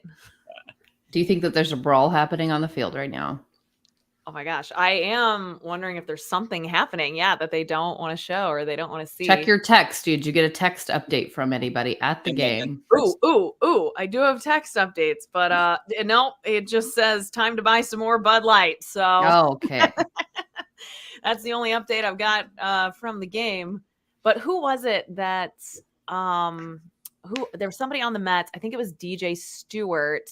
Yeah, DJ Stewart, who played for the Florida State Seminoles. He was part of a big brawl. Like, he incited a brawl while he played for the Seminoles, and he was suspended while playing in college for being part of a brawl. So there's other big, strong guys. Demetrius Jerome. Usually they be up there. They keep the camera. Usually they keep the camera on the brawls whenever I saw the Mets manager coming up to walk it up. So surely it's like a change of some sort, but usually they cut away when somebody's running across the field. Yes. They don't show that at all. They don't like to encourage, which I respect. That behavior. Respect that. Jose. So hopefully Pitzer was not streaking across the field at that moment. If so, we missed it. Here we go. Goldschmidt is leading off the bottom of the 8th against Garrett. It's staying in the game, so don't know what that little delay was 4, but Goldschmidt's 3 for 4 with a mammoth home run to Big Mac Land today. Yeah, have a day, Paul Goldschmidt. Have a day, Paul Goldschmidt. Let's hope he gets to. Let's see if he can get to 4 and 5 here. He's on a 1-1. We could talk Paul about Goldschmidt. today. Paul Goldschmidt, we'd absolutely sign him, pay him whatever money he wants. Oh, I'm sure yes. all three of us would agree. But I guess would my even question name for my you- firstborn child after him. There you go. We know it. Would you like to see the Cardinals re-sign him or offer him an extension past the 2024 season? I say yes. I think that, I think that he could be a great DH once, his fielding isn't up to par, but he's a great fielder at first, and that's what you want to see. And I don't think, and that's usually where they stick the older guys anyways, first base. Right. So let him go. Let him go. Yeah, I would love to see him retire as a Cardinal. And I could definitely see the front office making that happen. It appears that there may have been a challenge on the out call at home per Brendan Schaefer on Twitter.com. Yes. Which is That's weird. only- He was out by a mile from my viewpoint. Yeah. So I mean, I guess this late in the game, and Pete Alonso was probably like, I was safe. You guys, I was safe. So he probably wanted to challenge it. Yeah. Goldschmidt strikes out swing to lead off the 8th inning. Here comes Arenado. Nolan Arenado with that great play in the top of the 8th. Masquerading as Mason Wynn, but it was indeed Masquerading as Mason. Arenado. My apologies, folks. We are going to see Mason Wynn make a lot of plays that are, right there next to the level of play that we see from Nolan Arenado. So I don't blame you for being excited about that. Nolan Arenado is sitting on a 0-1 count. We learned today, if you're just joining us, we were talking earlier about how Nolan Arenado is a big fan of The Office. He is a diehard Dwight Schrute fan. So that's our fun fact about Nolan Arenado for today. Bears beats Battlestar Galactica. Ooh, high and inside there, Tonato. Thank you. You know what? I will say it does surprise me a little bit because I thought I did read something that said his favorite show was like Entourage or something. I heard him talk about Entourage in an interview once. Yeah. So I thought he was more like Sopranos, that kind of vibe, but yeah. Who doesn't love The Office? The pitch from Garrett. And Nato squibs this to the third baseman, and he's out 5-3. I just noticed Pete Alonso's baby blue belt that he's wearing today. Ew. Gross. It's a statement piece. It's a What kind of statement are you making with that? Yeah, I don't know. Wilson Contreras got the scoring leaded off in the 7th inning. He singled in Goldschmidt to make it 4-2 game at the time. As a swing and a miss at a 96-mile-an-hour fastball. Ties Contreras up. The pitch by Garrett. Another swing and a miss by Contreras. He's quickly 0-2. The Cardinals are trying to make this easy for Garrett on the bottom of the 8th. Oh man, Mark's calling us out here. He says that you do realize if we win today, we will have snapped, this tragic losing streak. And so we have to do this every day until we lose again. But he also says that'll probably be tomorrow. So don't panic. Yeah. I'm having a great time. This is really fun. So yeah, it's a fun way to watch baseball. Ooh, little bobble by Lindor there, but still plenty of time. He throws to get Contreras out at first. And we're headed to the 9th inning, folks. Let's see if the Cardinals can get this thing done. Ooh.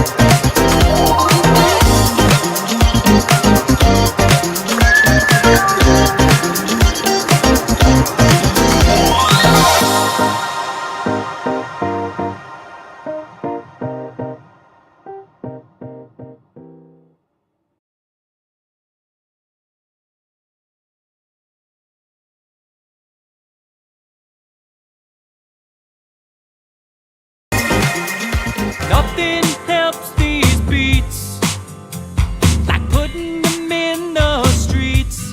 Like putting them in the streets. Put them in the streets and let them fight for themselves. They get stronger out there and they fend off fear. Oh no, no, no, na na na na. Oh no, no, no, na na na na.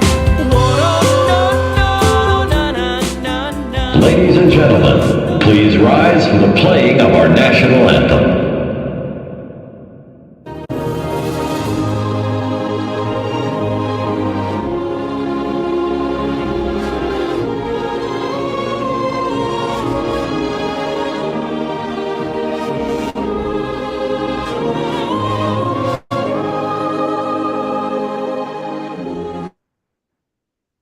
All right, we have made it to the 9th inning, folks, as Jojo Romero, or Clojo, as I'm going to start calling him. Got to give a shout out to Jeff Jones for that one, is taking the mound for the Cardinals. And let's see if we can get this thing done. Hey, Jared, thank you so much. Jared says in the chat that he would also like to see us keep doing this until the Cardinals lose again. Not sure if we're going to do that, but we would definitely do it again because this has been a lot of fun. And I agree, like, it's hard to keep watching these games when, you know, there's not the same outcome that we're kind of watching for or waiting for to finish up the season as we're used to. But it's a fun way to feel like, you know, you're sitting around with friends, still watching some baseball and hearing some things that maybe you wouldn't hear on the everyday broadcast. So we'll be back at it again soon, especially if you want to be here for it. Yeah. All right. We've got DJ Stewart back in the batter's box here. 0-1 as he gets a big strike swinging, makes a little foul contact there off of Jojo Romero. Maybe I'll set up a GoFundMe so that we can get some funding for our broadcast and we can quit our jobs, do this full time. I'm in, baby. Yeah. Hey, if we can do that, I'm absolutely here every day. There we go. Yeah, DJ Stewart, he was the one that I was speaking about that played for the Florida State Seminoles and got in some trouble. Had some time, spent some time warming the bench, suspension for being a part of a brawl in his Seminole days. So he does look like, you know, another big, strong guy, but hopefully nothing to get worried about here as the Cardinals are close to closing this one out. 1-2 on DJ Stewart. Jojo looks in. Weaselmon, thank you so much for joining us. It's been fun. I'm sure that, especially on a weekend night, if we have a couple drinks in us, these broadcasts could be even more. Yeah, big high fly ball off the bat of DJ Stewart is in foul territory off the first baseline. Paul Goldschmidt's going to take that for the first out of the inning. Jojo Romero on 4 pitches has got that first out. You know, it's been great to see Jojo Romero come into this closer role and really. Absolutely. I'm so high on Jojo right now. The JoJo show, as Mark says. JoJo show. Yeah, I love the call out on his 7.89 ERA with the Phillies, and now with St. Louis 3.60 in 2023. Love to see it. Going up. Our GoFundMe is going to have to include Young Hoof to be our statistician. That's for sure. Seriously, Absolutely. yeah, we're going to have to write that into the budget for no sure. Kidding. Mendick pinch hitting here for the Mets. It's 2-0. Gets one into the zone there, and Mendick makes good contact, but straight to Jordan Walker, who's going to get under it and haul it in for out number 2. A quick first 2 outs, and we're on to our last out of the inning here, kids.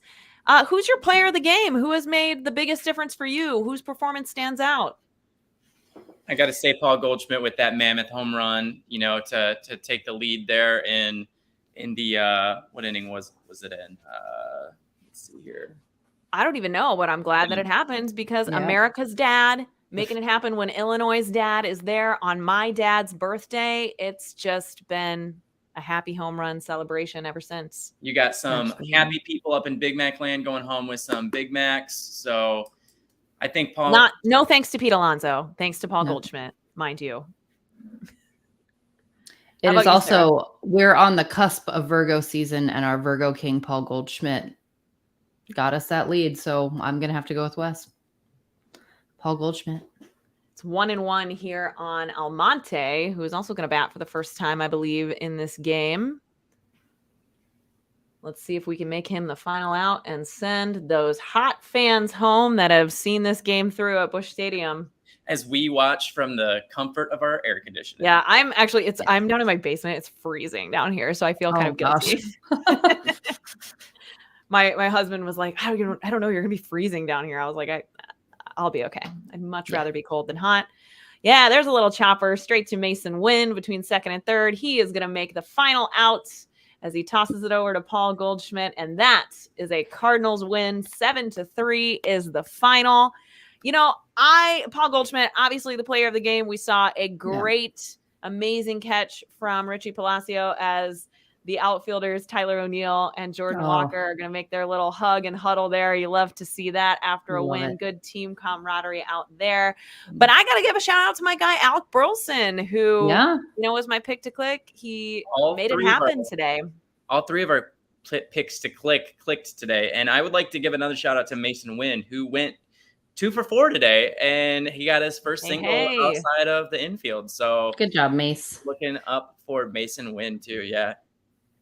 Thank you all for joining us today. Randy Bird, I guess it is harder than it looks, but I'm really proud of us for giving it a go. And I guess the last thing that I want to ask you guys to kind of wrap up our post-game show, if you will, is we were talking about how it is very different to watch the Cardinals at this point in the season in late August. There's usually really different vibes, really different feelings going around. Is there anything in particular, Sarah, that you are hoping to see, whether it's like an opportunity for a player or something specifically from a player, or, do you want to see them win more games than the Mets? Like, what do you want to see from the Cardinals in this last month or so of the season?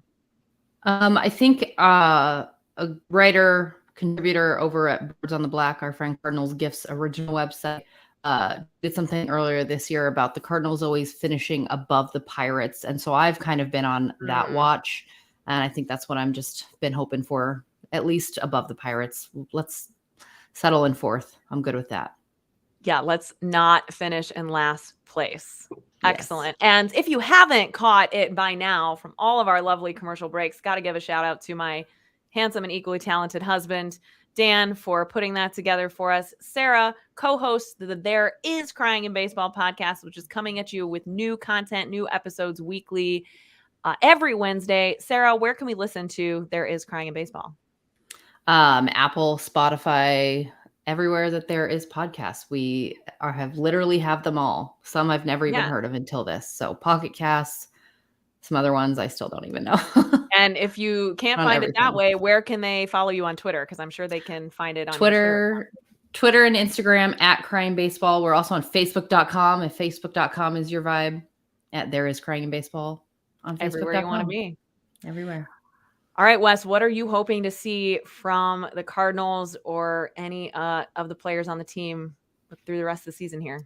Well, I'm going to just go off on my limb here because with our live broadcast that we had around the trade deadline, I'm still holding out hope that the Cardinals are 10 wildcard games back. It was August 25th in 2011 when they were 10 games back, and they made that comeback.